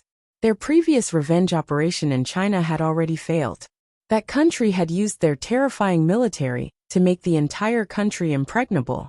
They were lax on the outside but tense on the inside. On the surface, it seemed like ordinary murder cases were very difficult to solve. However, once someone entered their sights and became their target, even the most outstanding special agent assassin would find it hard to move an inch in that country. Even an assassin organization like the Broken World, which had a sacrificial spirit, was the same. Although they were not afraid of death, they did not wish for their important members to be sacrificed for nothing. However, they could not do nothing. The madman who had been ambushing members of the Broken World all over the world was too hateful. They had to think of a way to stop him. Unfortunately, their previous attempts to kill or capture the madman had all failed. Instead, they had paid a heavy price for it. That was why they were trying their best to force the madman to retreat. They had originally planned to create some trouble in Yanjing to intimidate those in power in Huaxia. However, they were really unlucky to run into the old masters, who were planning to start a war with the internal force martial artists. The entire Yanjing city seemed peaceful, but in fact it was full of danger. Well, the inescapable net that he had prepared for the internal force martial artists to fight to the death had been tested on the people of the World Breaker. In the end, the Broken World's gaze fell on Chen Guang, but he was also helpless. Capture this man alive, then use him to negotiate with the higher-ups of Huaxia, and then let them recall that madman. This was Shattered World's strategy. They had even sent out 2 captain-level experts to lead 2 squads to ambush Yi Shiwen. This was to ensure that nothing would go wrong. He never thought that he would be ambushed by an expert while he was camping. Who are they?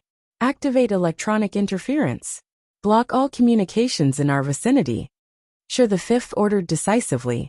After waiting for another 10 seconds, the intelligence agent wiped the cold sweat off his forehead. Fortunately, the shield was fast enough.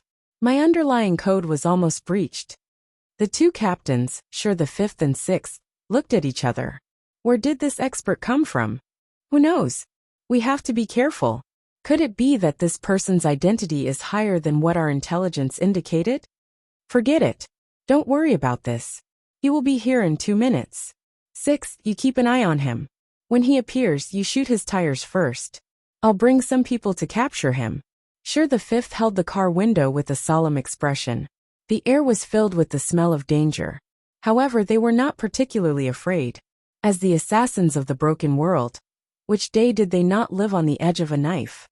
TSK boring. You can't beat me, so you hide in your turtle shell. What a bunch of trash. Nicosia Tepster said disdainfully after she realized that her radio frequency stream was blocked by the opponent's strong electromagnetic interference. As a demoness who had bombed a school at the age of 8, she did not have the ideals and outlook of a normal person. It was God's mercy that she could live to this day. She did not carefully consider the relationship between the people in the MPV and Chen Guang. She only remembered the words, "I must ensure that Chen Guang is alive. Therefore they must be enemies. All right, it's time to send you to meet God." After making the decision, she muttered to herself. She sat up straight, got up, took 2 steps forward, and sat down in the operating compartment in the front passenger seat. She was getting serious. The dense sound of keyboard tapping rose and fell in the Fortress heavy truck. The frequency was even faster than when Chen Guang played the piano. Strings of mysterious codes appeared on the screen in front of Nicosia. The blonde girl who looked lazy and sloppy just now suddenly became radiant without warning. It was as if she would only bloom with her true brilliance when she sat in front of her operating table. The halo on the screen shone on her face, and Nicosia's grin grew wider and wider. She gradually couldn't control herself and laughed wildly. Her face looked particularly ferocious in the dim light in the car, full of hysterical and seductive beauty. "I'll blow you up, you bastards. I'll blow you up. Go to hell. Damn Huaxia people. You actually want to take the initiative to attack me, Nicosia, in your dreams. I'll send your helpers to heaven right away, and then you'll have to see Aunt Mariana soon." She was not afraid of alerting the enemy at all. The moment Chen Guang's feet landed at Detroit Airport and left the airport instead of immediately turning around and flying back to Huaxia, Nicosia was certain that this man would not be able to go back. It could even be said that if these MPVs were really Chen Guang's helpers, it would be more to her liking. Bastard despair. These trash you found will soon go to heaven. Then you can run in despair. But you can't escape. Because you've been targeted by Nicosia, you must die. This scientific sorceress kept nagging.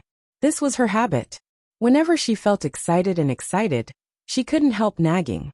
About a minute or two later, above Nicosia's mobile fortress, the cover of the warehouse brazenly opened, and the launcher full of self-destructing electronic bees slowly rose, ready to go.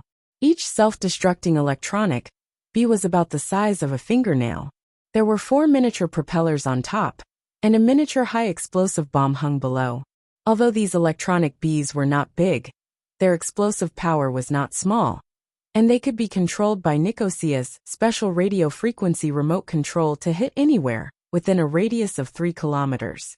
At the same time, a slide track extended from the bottom of the warehouse of the heavy fortress truck, and rows of miniature electronic grasshoppers filed down from the slide track. Her finger shook on the launch button, and she hesitated for a moment. She thought that since the other party had a strong electromagnetic interference shielding equipment, they might also have some skills.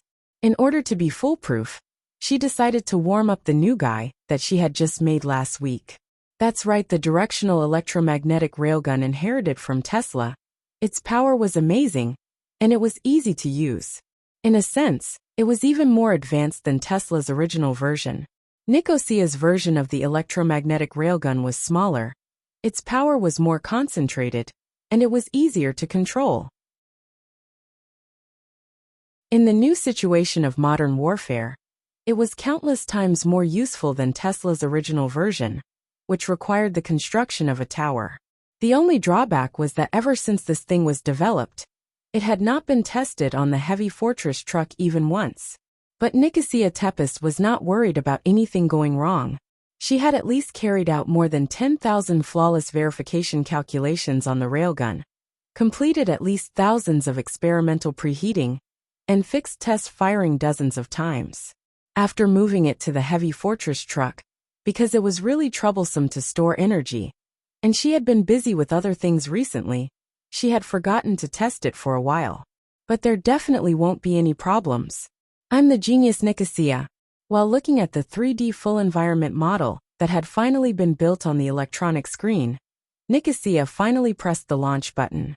Accompanied by a mechanical rustling sound from the top and bottom of the heavy fortress truck at the same time, the dense light spots on the screen suddenly moved. At this time, the image on Nicosia's screen looked a bit like a very popular game in the past. That's right, it was StarCraft. 200 Wyvern Venom burst, ahead of the opponent by 80 people. How could they lose? Team A would be blown away. Mr. Pierce, I really have to get out of the car.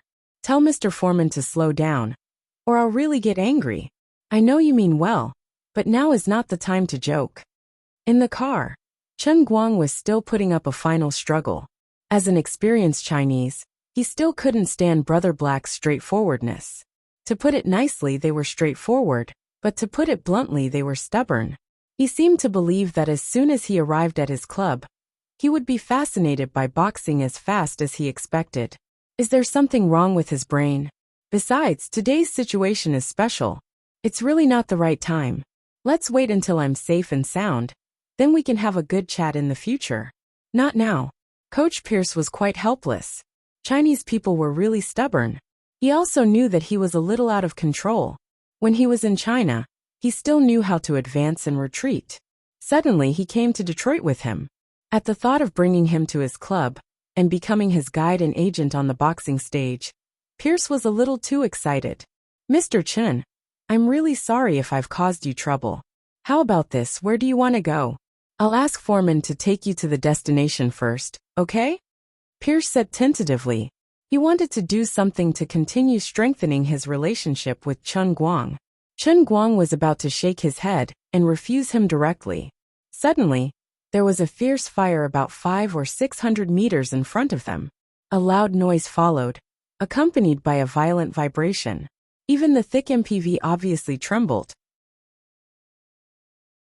Foreman, who was driving, desperately gripped the steering wheel and finally managed to slowly stop the car by the side of the road. The other cars in front and behind were in similar situations, all parked crookedly on the side. A group of people got out of the MPV and looked ahead. The fire there quickly rose into the sky, burning higher and higher. It seemed to dye the sky orange in broad daylight. The whistling sound brought by the explosion and flames drifted from afar. The nearby vehicles parked on the side of the road made a harsh siren because of the violent vibration. In the small courtyard by the road, large dogs were roaring angrily. Many people rushed out of their homes in panic and stood in the courtyard, staring at the place where the explosion occurred in the distance. For a time, the entire road on both sides became chaotic because of the violent and sudden explosion, as if the end of the world had come. Chen Guang's eyes widened. He had long heard that the ground cooked with oil often caused trouble. Seeing it today, it really lived up to its reputation. I just came out of the airport, and my feet haven't even touched the ground yet. And I'm already given such a big surprise? The legendary terrorist attack? Delicious chicken. Who's so unlucky? It's the parking lot at the junction of Bel Air Road and Barra Road. Paul's home is nearby. Oh my God. Pierce was more panicked than Chen Guang. It seemed that the place where the big explosion occurred was very close to his friend's home. He lifted his legs and wanted to rush forward, but several other young black men quickly stopped him. If there was a terrorist attack over there, he would die in vain if he rashly approached. As a new and hot foreign friend, Chen Guang had seen a lot of similar reports on news TV. He deeply thought that the people of the United States lived in dire straits for a long time, so they were not very compassionate, nor would they add insult to injury. They were just somewhat used to it. According to our country's official statistics, your country has to bomb thousands of times every year, okay? He silently took out a cup of water from his backpack. The tea that was brewed when he left the airport had been swaying all the way with the car, and it had formed a lot of bubbles. It was fine. He sucked the bubbles off the surface, and there was still a mouthful of fresh, rich, and fragrant hot tea. He gently took a sip of the hot tea and mourned for the hardships of the people of the United States. Then, Chen Guang was ready to leave. Don't mourn for others. You're not much better off yourself. What awaits me is the double crisis of the broken world. And Nicosia Tepester. Mr. Pierce, there is an old Chinese saying that goes, heaven helps the worthy. Try calling your friend. Maybe he's not home. Pierce hugged his head in pain. No, Paul is not my friend. I hate him. Then why do you look so sad? My ex-wife secretly lent him $1 million, and he has only returned less than $80,000. What a sad story. Chen Guang silently took another sip of tea. There was too much information. Closing the cup, Chen Guang was ready to run. He did not know where to go, but at least he had to find a conspicuous place to hide. Then, he would find a way to contact his country. He needed support. Then I'll leave first. At this moment, he suddenly felt that his ears could not hear anything. It was a little itchy. He scratched his ears, but it was still useless. There was still no sound. The noise from before had suddenly disappeared. The whole world suddenly became silent without any warning. Strange. What the hell?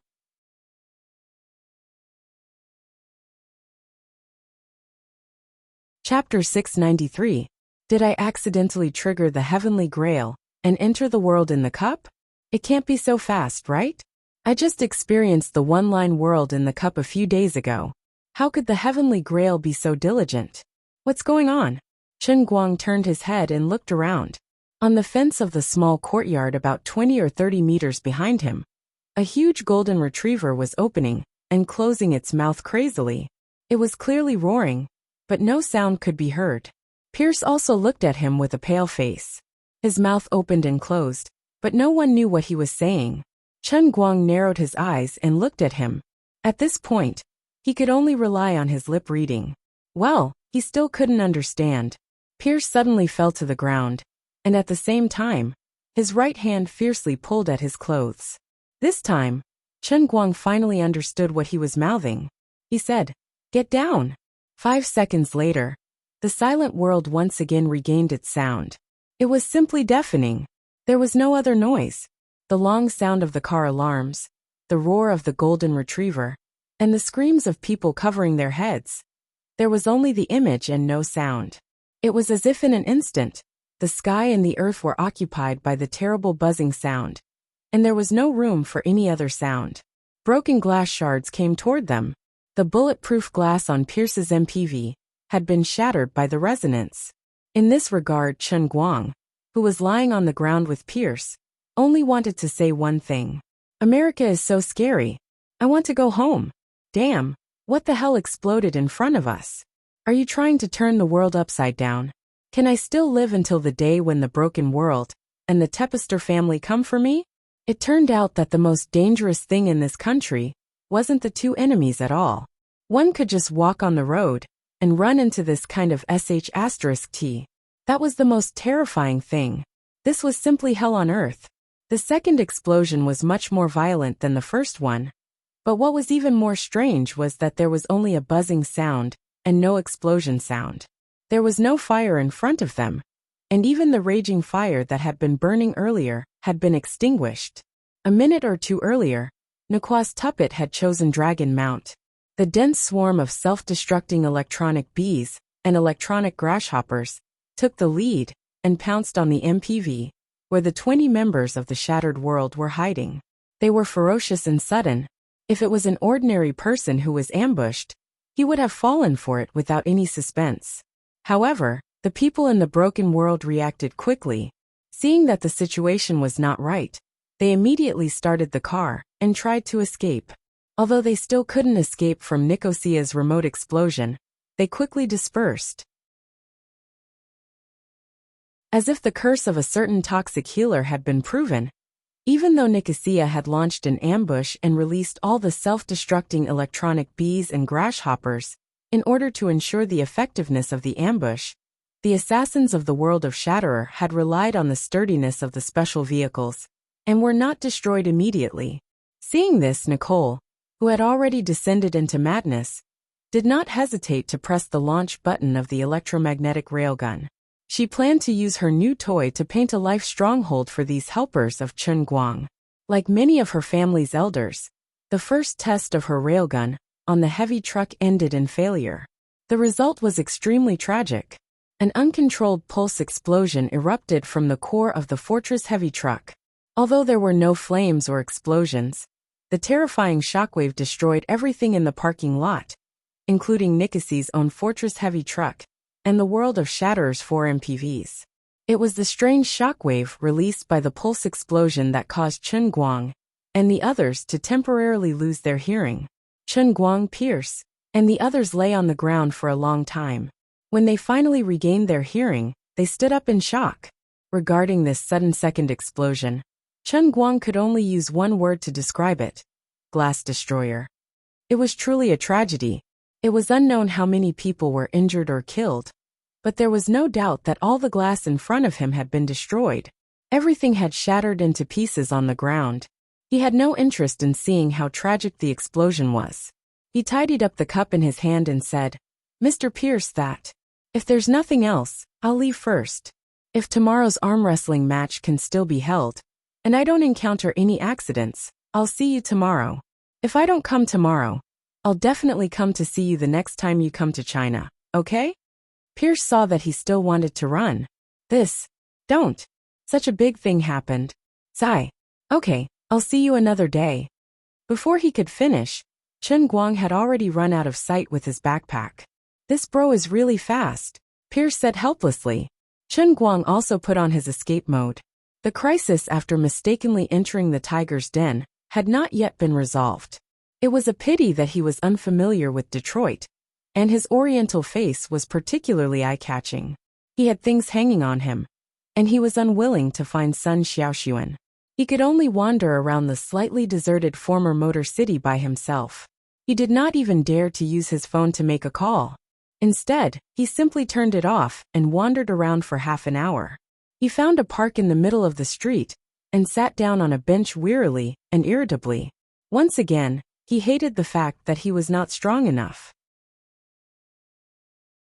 If he had the strength of Wenwen today, not to mention Wenwen, as long as he had the strength of Xian Qin and Wu Miaowan, there would be no need for him to flee in panic under such circumstances. I don't care if you're the Tepes family or the Shatterer. If you dare to provoke me, I'll shatter you in minutes. Sigh, my cup isn't strong enough. Chen Guang picked up the cup and drank some water.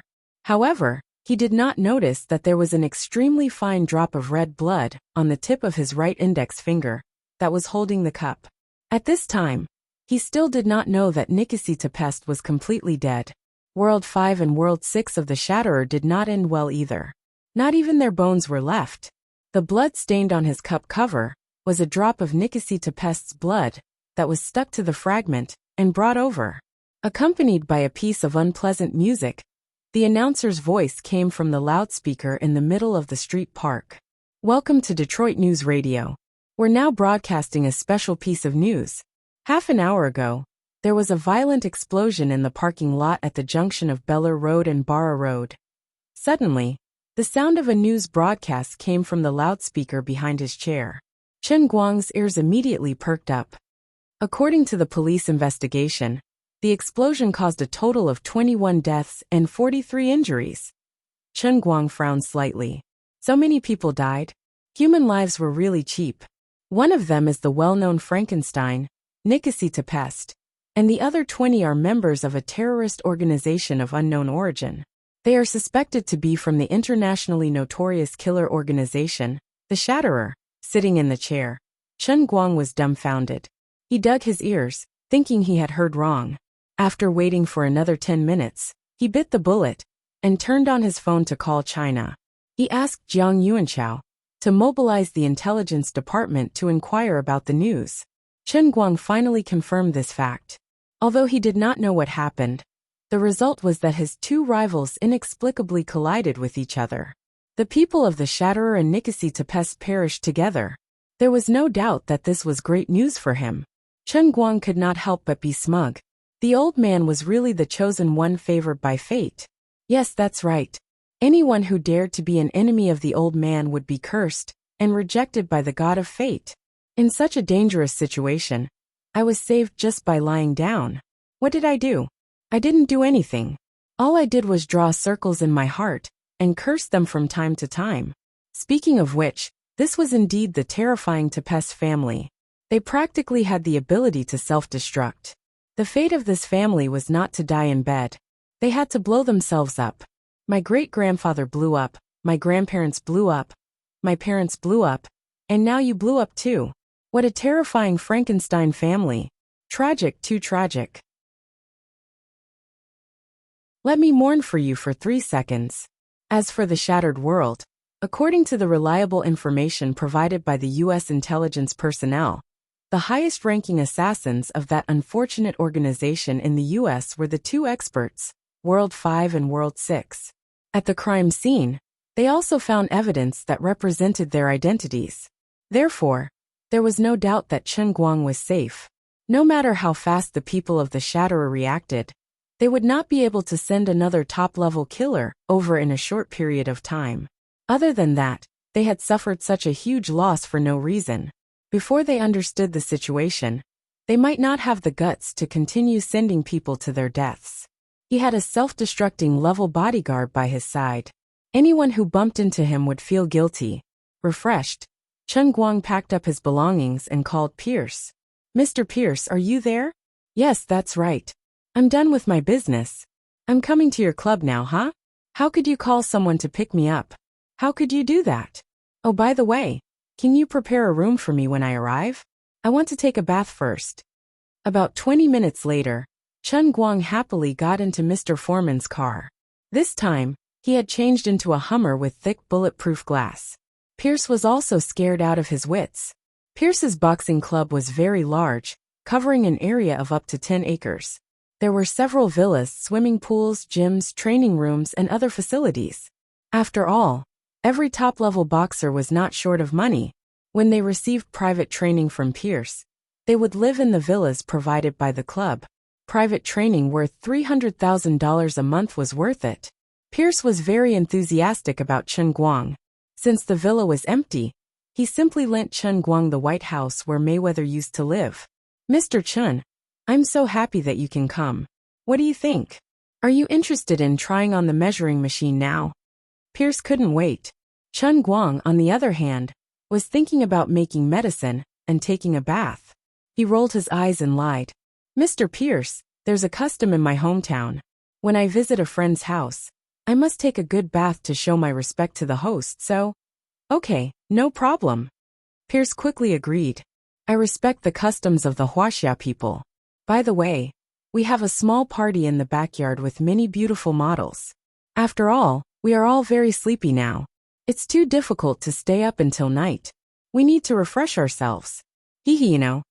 Money and beautiful women were the eternal pursuits of men in the boxing ring. However, Chen Guang decided to maintain the traditional image of the Huaxia people until the last moment. "Thank you for your kindness. I'll come back later. I don't need it now." Finally, he drove them away. Chen Guang found a ceramic pot in the villa and began to boil medicine by himself. He was used to Xian Qin and Wu Miaowan doing these things for him. It was very difficult to do it by himself. After working hard for more than half an hour, he finally lay comfortably in the bathtub. Then he picked up the cup again. His eyes gradually became serious. "Come on, the strongest pectoral muscles in history."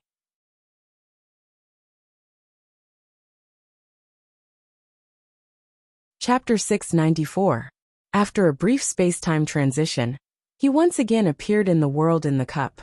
This time, he was soaking in the bathtub in his underwear. When he entered the world in the cup, there were no scenes that were inappropriate for children. Lioli still seemed to be sitting cross-legged in the center of Cloud City. She probably hadn't played with her money machine for a few days. He didn't know what she was doing. Seeing that Chen Guang had arrived, Lioli didn't get up to greet him. She only opened her eyes and said weakly, "Oh, you're here? Help yourself. I'm very busy today, and don't have time to chat with you." Chen Guang rolled his eyes. "Why do you look like you don't want to see me? As an old lady, you're simply incompetent, okay? Well anyway, Lioli has always been like this. I'm used to it. Help yourself, it's not a big deal." In fact, he didn't know that ever since a wisp of his soul was absorbed by the heavenly Holy Grail, no matter what he wanted to practice, Lioli would miserably be dragged into it as a prop. No one would have a good expression if they encountered such a thing. Lu Minghua also seemed to be a little absent-minded. She was bored to death as she swayed there. No one knew what she was thinking. When Chen Guang got closer, he realized that the flower was actually wrapping an iPad on one of its leaves. She was happily watching a movie. In a blink of an eye, it seemed to be a braid movie. A flower watching a braid movie? City people really know how to play. By the way, what do you want to practice this time? You only have 660,000 faith points now, right? Beggar version. Lu Minghua seemed to have just finished watching an episode. She put away the iPad, turned around, and said to Chen Guang with a smile. Seeing Lu Minghua, who was dozens of feet tall, speaking in a little girl's voice in front of him, Chen Guang felt quite strange. I want to train my pectoral muscles. Yes, that's right. I'll also train the beggar version. I'm especially motivated today. What? Say it louder. I didn't hear you clearly. Lu Minghua's interest was suddenly raised. Pectoral muscles. Pectoral muscles. Did you hear me clearly? Oh, not bad. Lu Minghua replied meaningfully, then said, Sister Liuli, did you hear that? Your Chen Guang wants to train his pectoral muscles. Chen Guang was baffled by her weird expression. What's going on? Isn't it just training your chest muscles? Is there a need for you to be so surprised? Although pectoral muscles were a little embarrassing, weren't they still muscles? Seriously, he was making a fuss over nothing. Lu Li, who was originally meditating like a solemn old monk, almost fell to the ground when she heard this. Previously, when Chen Guang was training the soles of his feet, she turned into a foot bathtub. When he was training his ankles and Achilles tendons, she turned into a water shower. When he was training his wind god kick, she turned into a plastic track. Now he was going to train his pecs, and it was the beggar version. What did he need to transform into? Just thinking about it made her feel that it was too beautiful to look straight at. Therefore Lu Li gave up. She stood up and appeared in front of Chen Guang in a flash. Can you think of a more reliable place? Why do you have to train your pectoral muscles? Can't you change to another one? Chen Guang shrugged. It's rare for me to be so motivated. It's fine if you don't encourage me, but I won't change. I won't change even if you beat me to death. I have a whole set of plans that depend on these two pectoral muscles to survive. Besides, if you want me to change, you have to give me a reliable reason, okay? This Empress. Lu Li didn't say anything in the end. She really couldn't say it. If this guy knew that she had actually transformed into a foot bathtub, wouldn't he laugh to death? Lu Minghua, who was at the side, looked at Lu Li's deflated look with a smile. He was very happy when he thought that Lu Li would have to train his pectoral muscles in the beggar version later. He was even happier. All right, Lord Lu Li, time is running out. Send me on my way now, where my peerless pectoral muscles, and I will definitely benefit mankind. I will be a good person who is helpful to society and mankind. As Chen Guang spoke, he deliberately shook his pectoral muscles in front of Lu Li. He was very cocky. For some reason, the more he saw her blushing and shy look, the more he couldn't resist the urge to tease her. He knew that danger lurked everywhere, but he couldn't control his urge to court death. Teasing the Empress was addictive. Lu Li was annoyed by his mischievous look, but she couldn't do anything about it. Could it be that I really can only train his pectoral muscles? I won't become two hands and keep massaging his body, will I? Isn't this a little too much? I'm a dignified Empress. Falling into this guy's hands is really humiliating. How sad. At this moment, Lu Minghua's voice sounded in her ears. Sister Lu Li, I have an idea. Didn't you send a girl in just now? Huh, there's such a thing. Lu Li was stunned at first. Then, she hurriedly communicated with the divine soul that had fused with the heavenly Holy Grail. Indeed, she found an extra soul in the Grail. Interesting. This soul is very interesting. It's even more interesting than the few souls that the heavenly Holy Grail had accidentally absorbed. A smile gradually appeared on Lu Li's face. In the past, she really couldn't do anything about these souls that had been accidentally absorbed. She could only let them wander around at the mercy of the Holy Grail. For example, Lung Qin had been sent to the realm of the transient sea. There was another divine soul that was still wandering around. Otherwise, it would still be suppressed in the Holy Grail as the purest energy. But things were different now.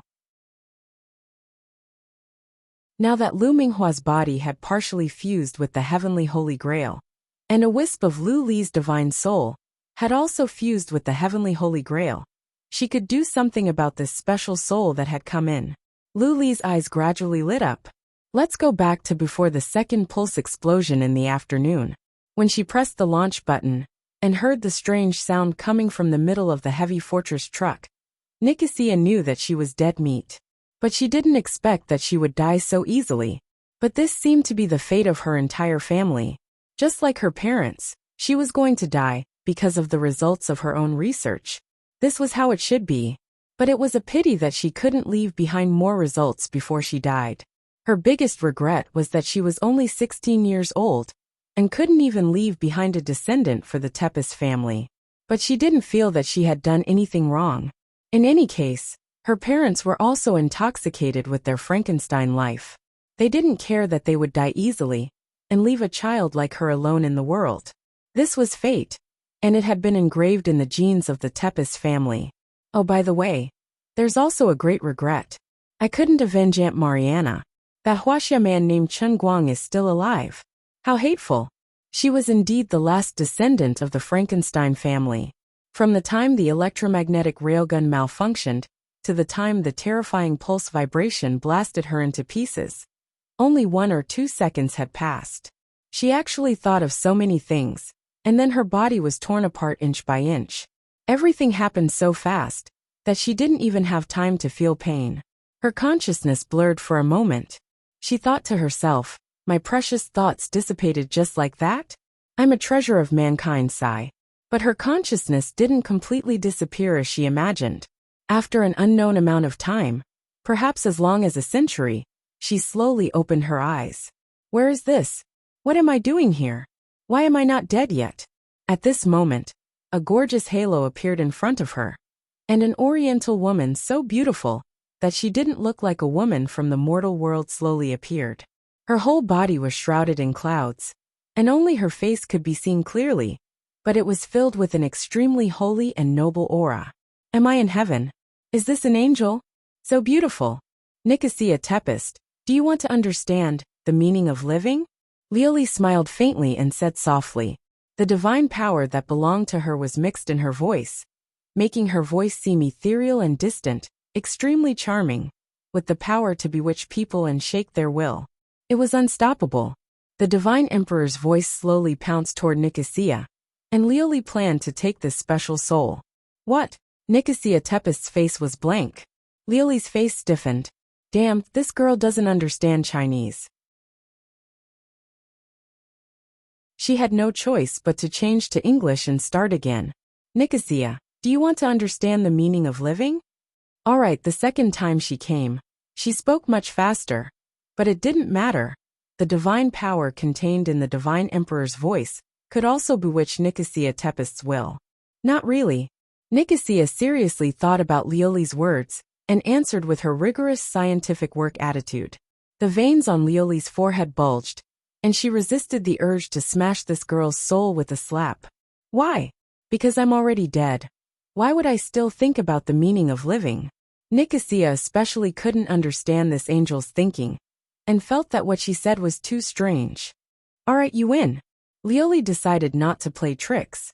Otherwise she was really afraid that she wouldn't be able to control her emotions, and it was better to directly take action later. Lioli, why are you in a daze? Chen Guang called out to Lioli for a long time, but there was no response, so he came over and urged, quickly send me on my way. I have to train my chest muscles. Lioli opened her narrowed eyes. Don't worry, I'll be right there. Then, her mind once again sank into the wisp of soul that had fused with the heavenly Holy Grail, and she slowly opened her palm to grab Nicosia Tepes' soul. You. Who the hell are you? What are you doing? Nicosia looked at the palm that was getting closer and closer, and screamed in panic, because she discovered a particularly strange thing. Originally, the angel in front of her seemed to be about the same size as her. But when she began to stretch out her hand, her 5 fingers became as tall as her whole body. Was it because her hands were getting bigger? No, did I become smaller? Oh no, just by looking at my hand. Strange, where are my hands? Oh, I've become a ball. Oh my God. I've become a ball. As expected of Nicosia, even when encountering such a strange thing, she could still analyze the situation in her mind so quickly. But it was of no use. She was still pinched in Lioli's hand, and then she was ruthlessly thrown out like a baseball. At the same time, Chen Guang, who was in Cloud City, was also sucked into the world in the cup with a whoosh. Oh, this familiar armor like the touch of the skin, 100% fit, super perfect ergonomics, for every fitness user to provide the perfect experience. Nicosia Tepes slowly opened her eyes. No, she no longer had eyes. Chen Guang. She had just memorized this face not long ago, and it still left a deep impression on her. This must be the angel's gift. Even though I'm already dead, he gave me another chance to start over. The angel is helping me to avenge Aunt Mariana. Only by killing him can I be free and go to heaven. Nicole thought to herself, this must be the angel's gift. So let me strangle you to death. Nicosia slowly stretched out her hands, and then ruthlessly pinched Chen Guang's pectoralis major. Oh no, my hands are completely out of my control. No, this isn't my hands, then what are they? Wait, what am I now?